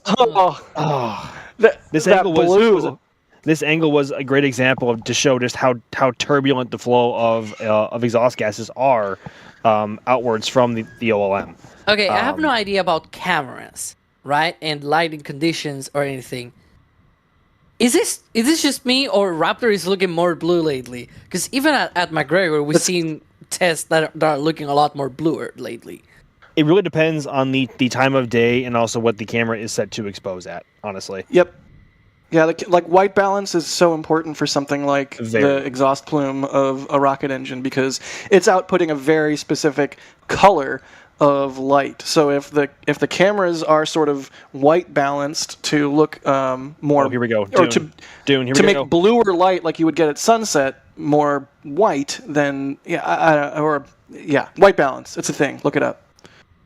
Come on, Dune, do us proud. We have 2 cameras at this location, so hopefully one of them is tighter. And with this one, we'll see that crazy exhaust plume. Hey, you can see the staggered ignition. That's gorgeous. If anything, that shows just how bright the exhaust interaction is at the base of the OLM. Yeah, and yet, wow, like you were, oh, look at that. And yet, like you were talking about, Max, Raptor is relatively dim. So imagine how bright a solid would be by comparison, or even a Carolox engine. Carolox engines are bright. Very bright. All right, another replay, please. Yes, this is the tighter shot that I wanted. Hooray. I went around to all these cameras this morning, made sure all the lenses were clean, made sure they had batteries, and they were happy, because I knew if we got a static fire today, I'd sort of pat them on the forward dome. I'm like, good camera. Look at that navy blue hue in the sky. Look at that. It's gorgeous. That reminds me of some of the shuttle best of the best imagery. Yeah. Look at the shockwaves. The shockwaves. There you go. Yeah. So gorgeous. So insanely gorgeous. And back to normal. Like nothing ever happened. Minus the large amount of water spraying everywhere. Like nothing at all. Nothing at all. Nothing at all. I'm not sure about you guys, but I kind of like stupid rockets. Super heavy. Yeah, I kind of like rockets. They're pretty cool, I guess. Except for when they're hot. Even when they're hot, they're kind of cool. I mean, yeah, cryogen propellants and all. Let's do another angle. Chat, I hope you're enjoying this, because I sure am. All right, this will be from our highway lot. This is a little bit tougher to see because the tower is in the way. But yeah, this will be an interesting angle. This is always a really beautiful angle for launch. Max, you've gotten some killer shots from the highway launch of launch. You can see how far away. Look at the exhaust. Look at the light. Wow. Yeah, that's gorgeous. There's a cone of light. The light rays, yeah. Absolutely gorgeous. And this is, mind you, these Raptors are not firing at full thrust. It's doing static fire tests. If they did, those clamps are not able, and so like they don't fire full thrust. They fire like half of the thrust, more or less, at least from the numbers that SpaceX gave out one time. And so yeah, that's half the thrust of the actual full thing. You can even see it at a launch, at liftoff. The shock waves that go across the landscape are dramatically more defined than what you see during a static fire. Just based on that metric alone, you can. I mean, it's just plainly visible, the difference in throttle setting. Yeah, and for a launch, a lot of people don't know this. The rocket is not clamped down; it's not held. So what they do is they fire. Exactly, they fire the Raptors sort of like here on a static fire test to like half the thrust, and then at T0 they commit to that launch, and then they throttle up, and that's when it starts, crawling its way up of the launch mount. That's why it looks very slowly, but as soon as it reaches 100%, it just goes. This is gorgeous. This will be a view from the Margaritaville Hotel on South Padre Island. Thank you again to them for hosting us during launches and allowing us to slap some cameras up on their roof there. Absolutely amazing place to stay. If you want more of the beach resort experience, I mean, you can see the pad from your balcony if you get a room on the right side of the building. Like, it's a really cool spot. So once again, thank you to the Margaritaville, too, for being such an amazing spot.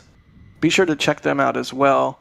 Good angle from hotel. What do we got next, Kevin? All right, we got a tighter shot from highway. This one's going to be interesting. This one's going to be I wonder if we'll get the light cone on this, or if that was just an artifact of that particular camera's lenses. Look at that. Gorgeous. Nope, there's that there it is. Cone of light. Yep. Absolutely gorgeous. This will be Mars cam at our Look at the shockwaves propagating. Yes. All right, a little bit of jumpy video there, but we'll make sure we get the full video off the camera's SD card for upcoming videos like our next daily and Starbase update, and maybe even Twist. Super I don't know. Heavies didn't have a cone. What? And you thought Super Heavies? No, I'm just joking about the cone of light. This looks like this is Rocket Ranch.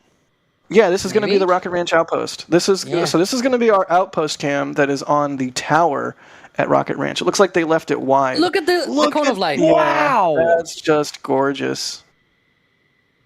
That is just gorgeous. We need to coin that. The Honestly, cone of light. This is going to sound a little bit ironic, but that reminds me a lot of how SLS looked on its launch for Artemis 1. A little bit. Yeah, good point. Oh, I'm being corrected in the back channel. This is River Cam at our river lot, which is like basically just up the street from the outpost. Which would also explain why they left it wide and why there's so much scrub in the foreground. You can see as the sound hits the camera. That's great. That is great. We have a lot of replays, which is cool because that means we have a lot of cameras, which is cool. Here's the outpost. This is the outpost view. Speaking of replays, that camera, that shake, that was nothing compared to the launch. That's why it was not running full thrust. Yeah, that's true. Cone of light. Look at that. Yeah, we got the cone of light. Wow, that is gorgeous. Gummy, was the cone of light visible? Like it was visible to the naked eye. Oh, I should have been outside and watching. That is nuts. This is a wider shot, but it's more indicative of what you would see with your own two eyes. I mean, that's basically, if it wasn't pitch black out right now, exactly my field of vision when I look out the window or stand out here on the shipping container. So that gives you a good feel of like, hey, if I was in Starbase and I went to the Rocket Ranch outpost for a static fire, what would I see? That's very close. Pretty darn neat. All right, here's my slow-mo. You are, Jack. Wow. Wait, are they not playing it? Are they not playing it slow? That's not the slow-mo. That's not the slow-mo. It's full. It's the full mo. It's a full mo. Thanks, Kevin. Rapid mo. Thank you, Kevin. Normal mo? Yeah, I don't know. The slow-mo is last. For the slow-mo, I want everybody to take a look at the ignition sequence. Here we go. Because it is in 3 different banks. There's one. 2. There's 2. And I got the cone of light. Yes. Yes, you did. Hooray. I can't wait to color correct this properly. And the order is they ignite first shockwaves. The 13. Oh yeah. They ignite first the 13 inner engines, then 15 of the 20 outer, and then the remaining 5. That's the wait, no, go back. Go back, Kevin, Jay, go back. I want to see it again. Do it again. Do it again. This is what happens when you give me control of this stuff. Do it again. Your backseat operator, right? One more cone of light. Look at this. More cone of light. Just gorgeous. Wow. Okay, now so SpaceX, impressive. If you are listening to us, please launch at this time for Flight 6. That'd be great. Please. What do I have to do? Do you want my kidney? Do you want my liver? Like right arm, left arm, legs? I don't care. You want my teeth? Not Take the my arms. teeth. We need you to press buttons on your camera. Okay, fair. That's fair. I mean, I could do that with my face. Your nose is a great tool. It is. It can push many buttons. It is. It's quite a schnoz. So I could operate a camera with my nose. And here's our view from south. Wow. Gorgeous. Just absolutely gorgeous. Hey, and guess what? We have more cameras at south. Someone said in chat, what you cannot use is your hair, though. That's true. That's true. Can somebody do a replay count? This is insane. We have more angles of this than you can shake a stick at. And I love it. I love that we can look at this stuff and analyze it in fine-tuned, nitty-gritty detail and see the different banks of engines fire up and see the mock diamonds. And it's just hooray that we get to do this. How cool. Imagine doing this with the shuttle or with Saturn V. Ooh, it's a closer view from south. Let's go. Let's go. Come on, DSS. Come on, DSS. Please, somebody tell me they did the pull right. Okay, that's the DSS. All right. Yeah, and then I think Thomas C in chat, I agree. Ideally, let's look at that first one again once we're done with all of the other cameras and examine the those mock diamonds one more time, because that was frickin' cool. Here's a shot from trailer. So many angles. Jack, we've always said more cameras, more better, right? Yeah, more cameras, more better is the absolute truth. You can see the parts of the CC-8800 crane splayed out all there. Look at that. Look at the way it lights up, man. It's Holy so cow. gorgeous. It's like the light from the Raptors bouncing off the concrete and the plume and being visibly directed upwards. It's like the plume and the ground are acting as a giant softbox, throwing that reflection up in the air that presumably happens every time, but we can only see it because of the dramatic lighting conditions from today's particular timing of the test. Just, yeah, oh my gosh. This is getting me so hyped up for a nighttime Starship launch. Or a dusk Starship launch. Please. That is going to be nuts. How do we make this happen? I know they're licensed for one a year. For the love of God, use that one, SpaceX, in 2025. Or hey, in 2024, Flight 6. That's one way you could make Flight 6 even more spectacular, even if it followed the exact same profile, which we don't think it's going to do. Also true. Fantastic. This view is just excruciating because you can't see any of the DSS or... but we might get a good shockwave shot or a good icefall shot. We might see it propagate up the vapor. You may see the deluge, though, because there are these vertical vents, I think. Oh yeah. Oh, you're right. One. Yes. Right. Yeah. Might not be in view, though. I have no idea. I have not seen so many replays. Yeah. Have we ever done a stream with this many replays? Yes. Yeah, we have just now. Starship Launch 5. That was like 2 weeks ago. Hi. Yeah, again, I was in that stream. Again, they launched a full stack Starship vehicle from this pad less than 2 weeks ago. No, back. There you go. I noticed. I was like, yeah.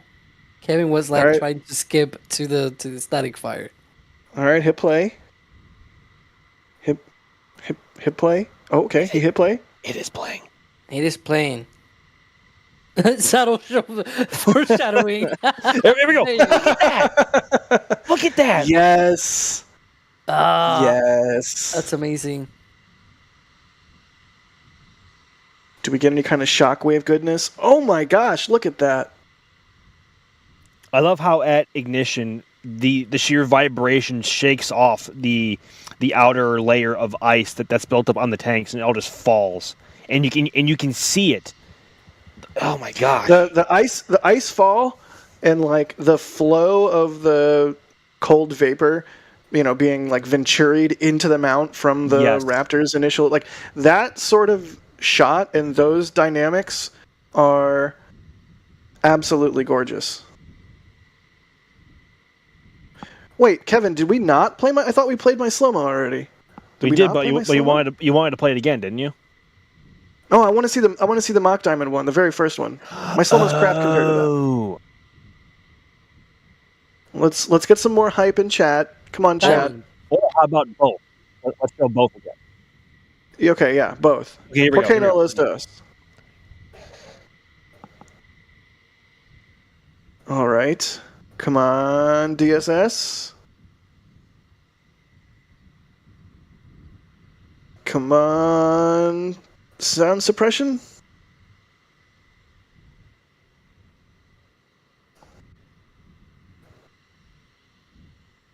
Man. This is just excruciating.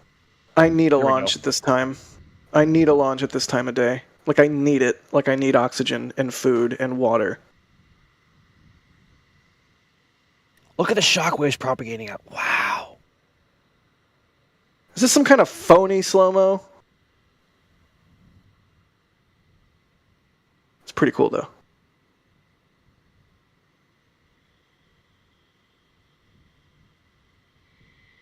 Yeah, we 100% need a launch, like, exactly at this time. Like, this is too Please. Please. Like... like, maybe, like, 10 or 15 minutes sooner, maybe. I have to be careful. I have to be careful how I phrase this. If there is any deity that can hear me right now that I can sell my soul to make Flight 6 happen at this exact time relative to sunset, you know where to find me because you're a deity. So let's do the deal, guy. Let's do this. Let's make this happen. Here we go. Mock Diamonds time. Let's do this. I mean it. You know where to find me. There's the DSS. A couple seconds, we'll get the deluge.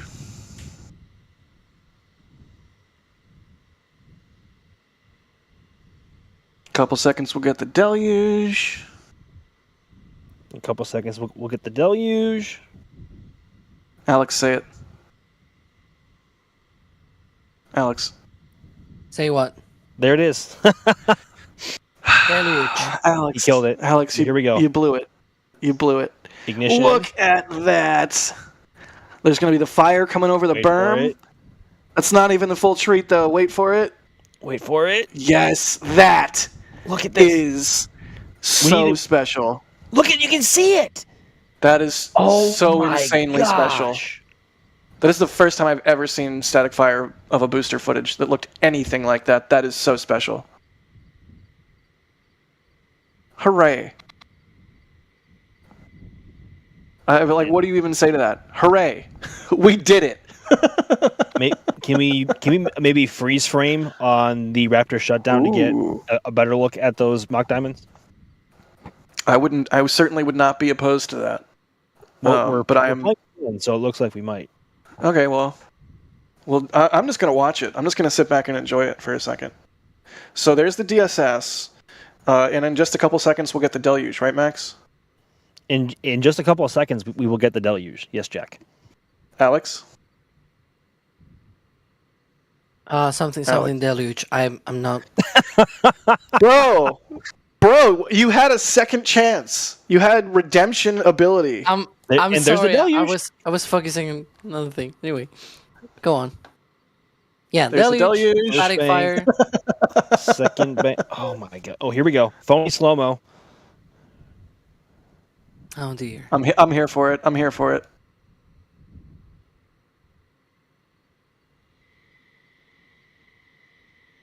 Fire coming over the berm. I cannot believe the tank farm is where it is. It's just bonkers to me. It's better than it used to be. It is better than it used to be. Yeah, it's true. Look at that. Look at that. You can see the interaction with the plate. Yes. That's wild. Mock diamonds. You can see. Oh my gosh. Get ready for shutdown. Here we go. I love shutdown more than anything. All right, here we go. Once we do this, look at that. Oh my gosh. Oh my gosh. Yes. So, can I backseat operate right now? Can we go back? Because now I want to bring attention to another thing. What do you got? It is not the engines, but it is something to protect the engines. Nope. So, at the bottom of the booster, I talked about earlier in the stream about the fire suppression system. At the bottom of the booster, there are 18 vents that pop up. Watch once the view clears up, from the deluge and everything, you'll see that fire suppression system firing over the top of the launch mount. So watch out for that. Okay. It is right when we start seeing those engines hitting the plate and everything we're seeing before. Couple seconds, we should have the deluge. There it is. That's the first bank, second, and third, and there we go. Lot of smoke. It is clearing up, and now look over the launch mount. You're gonna see a lot of things coming out from above. There you go. See? Yep. Did you see that? Yes. That was the fire suppression system. That's CO2. That's wild. So dang awesome. Wow. Wow. Wow. Yay! Audience applauds. And here's You can also see it here. Yes. Look at that. Seriously, once again, thanks to Anthony and the Rocket Ranch for letting me stand on top of their container. It's a heck of a view. Shockwaves, yes.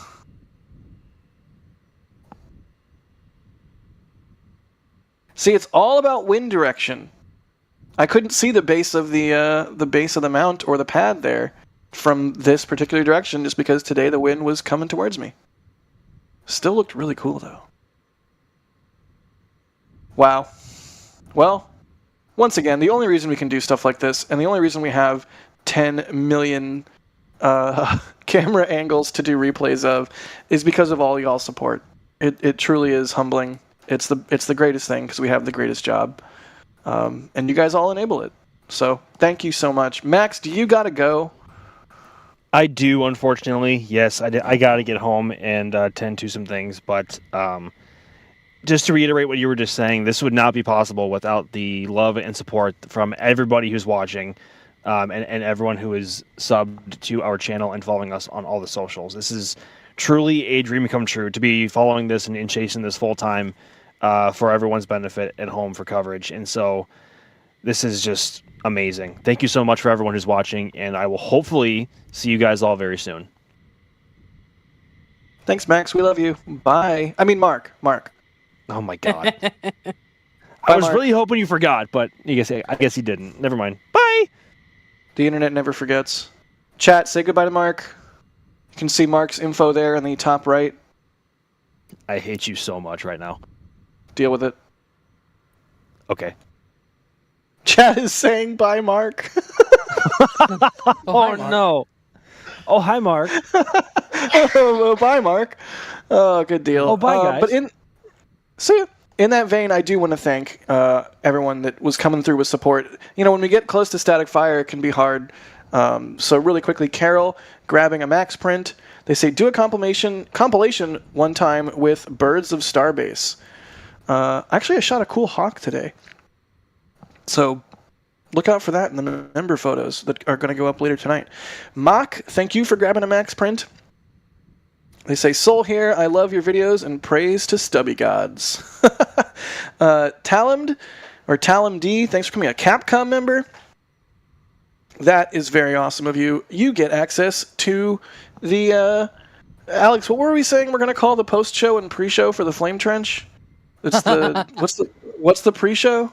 Yeah, I sort of jokingly called the pre-show the tank farm.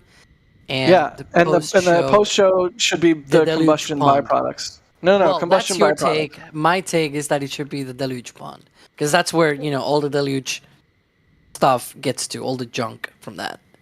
Got it. Well, Talam D, thank you for becoming a Capcom member. You get access to all kinds of cool stuff at that level, including the pre-show and post-show, and the Crazy Members multi-view that can make you feel like you are Kevin Michael Reed, and you can see most, maybe all, of our camera angles. A lot of camera angles. But you get the multi-view, you get the ambient audio, so you can see all the angles. You don't have to listen to me talk, or anybody else if you don't want to. Musical Wolves, thank you for the support. No one can be Kevin Michael Reed. What? No one can be Kevin Michael Reed. Not even you? No, because I get to choose which picture everybody sees. Unless it's Jay. Unless it's Jay. Jay can be Kevin. Or Carson. Or Carson. Or Ryan. Or Patrick. Okay. All right. I'm going to mute now. Bye. Got him. Mark, thank you for the store purchase. They got a, looks like a max print. They say I have 7 metal prints now, and I am getting 4 prints on paper from everyone, I hope. Thank you so much, Mark. That is so kind of you. Again, a portion of the sale from the prints goes to the photographer who took the image. Sorry, I should be snooty and say made the image. But yeah, thank you, Mark. It's truly high praise, and you're supporting NSF, and you get something cool in return. Samuel Flint, thanks for the support. They say SSD fund for Jack. You're so kind. Steve, thank you so much. They say, Jack, you need to add a Sony camera to your bag. My FX3 has unlimited recording time, so no limit for 4K 120, and has a fan so it won't overheat. 30-minute limit was due to EU taxes on video cameras. Yeah, That sounds nice. Do you want to buy it for me, Steve? Cameras are expensive. Alphabet, thank you for the support. They say, what if we get surprised by SpaceX buying/renting an island in the Pacific, and the next launch, the Starship lands on it? I mean, at this point, it's hard to be surprised by anything that SpaceX is going to do, because they've set expectations accordingly that they are going to do and pull off absolutely insane things. Flawed Perspective, thank you. We're getting into the mean super chats I asked for. They say, Jack, you don't want a kilt because your legs are not as good as mine. You asked for this. Eric Frazier, thank you. They say, can we take a minute to marvel at the fact that 3 weeks ago the FAA was saying no Flight 5 license until late November, and we might have Flight 6 by then. Yes. 1 minute to marvel about it starting now. It is 7:56 local time and 55 seconds. So here we go. Minute of silence to contemplate. Really? Well, now we have to start over. So it's 7:57:07. So start now. 7:57:07. Is that like a Boeing airplane? We can't do the thing. It's a moment of silence to contemplate. I'm just trolling you. All right. 7:57:30 on my mark. Ready? Now. Now. Alex. No, for real. Thank you, Eric, and thank you, Alex, for finishing the bit. Jake grabbing some prints from the store. Thank you so much. They say, I couldn't decide. I want to remember this event as it was my first launch ever. Nice. Jared Walker, thank you for the support. $20 super chat. That's nothing to shake a stick at. They say, Jack needs to up his photo-taking game. He's getting stomped. You asked for meaner, and I'm just kidding. I have one of yours on my wall. I mean, not wrong. Max's remotes from Flight 5 killed it. And Dee's did as well. And, for that matter, Mary's. Michael, thank you for the support. 98 Central, thank you for the support to tips.nasaspaceflight.com. Maple Tree Studios, no, we don't need an NSF tartan.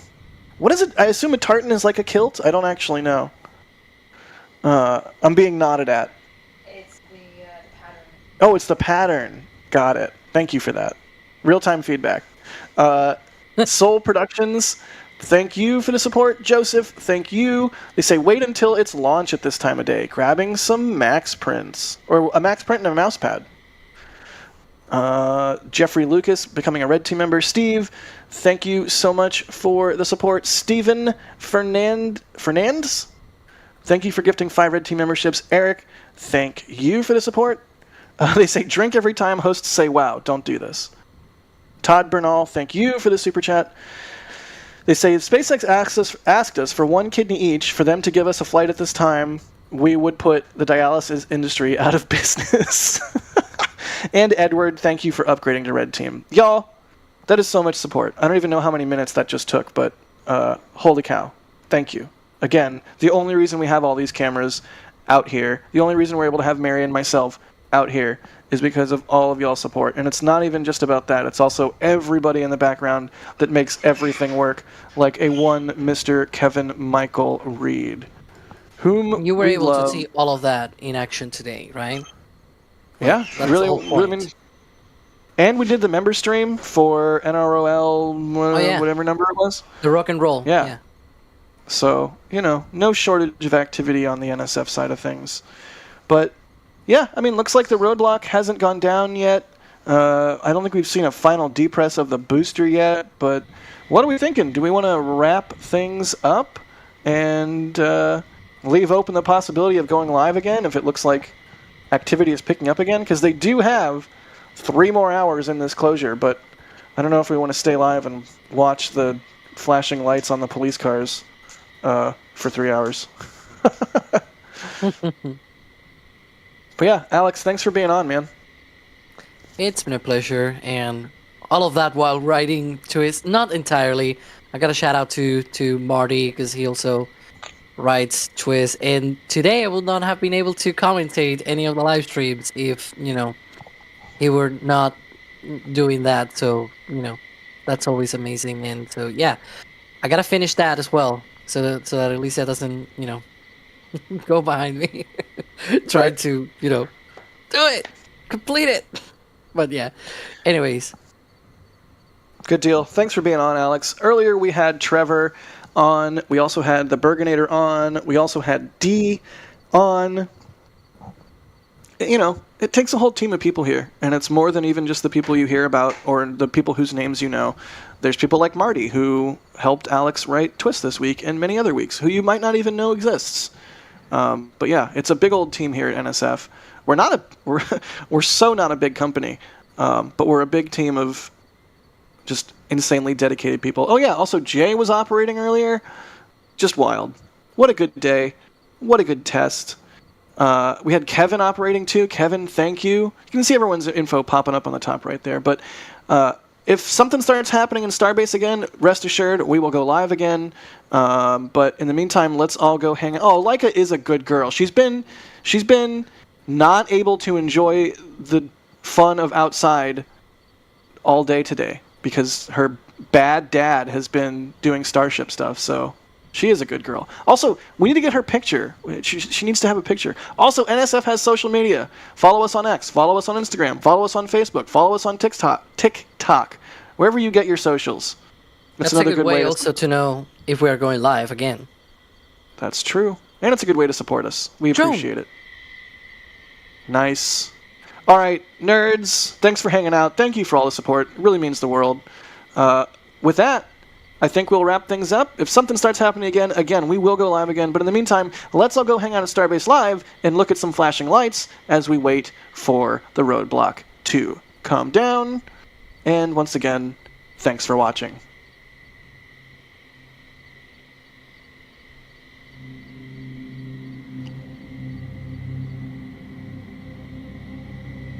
Ooh, music. Interesting. Oh, they put music to my slow-mo. That's sweet. There's bank 1.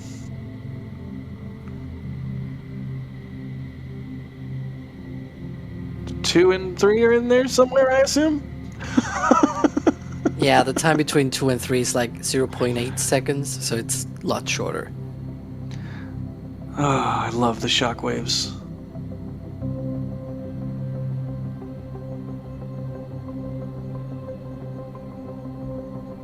Seriously the coolest job ever. You guys are the best for supporting what we do. Oh yeah, and once again, thank you so much to Anthony and the Rocket Ranch for hosting us at the Outpost. Check Rocket Ranch out. It's an amazing location to watch Starship activities from. As you can see. Alright, bye y'all.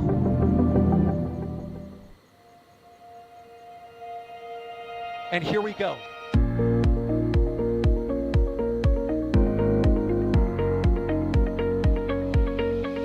We have liftoff. Propulsion continues to be normal. RCCA chamber pressure looks good. Rolling up. Roger, planet. Water towers, fly! Yes! Tango down to nominal. Flight down to SPD off. Bring in SPD off. It's orange! Orange 45! Oh my god! Oh my god! Decollage! What is it?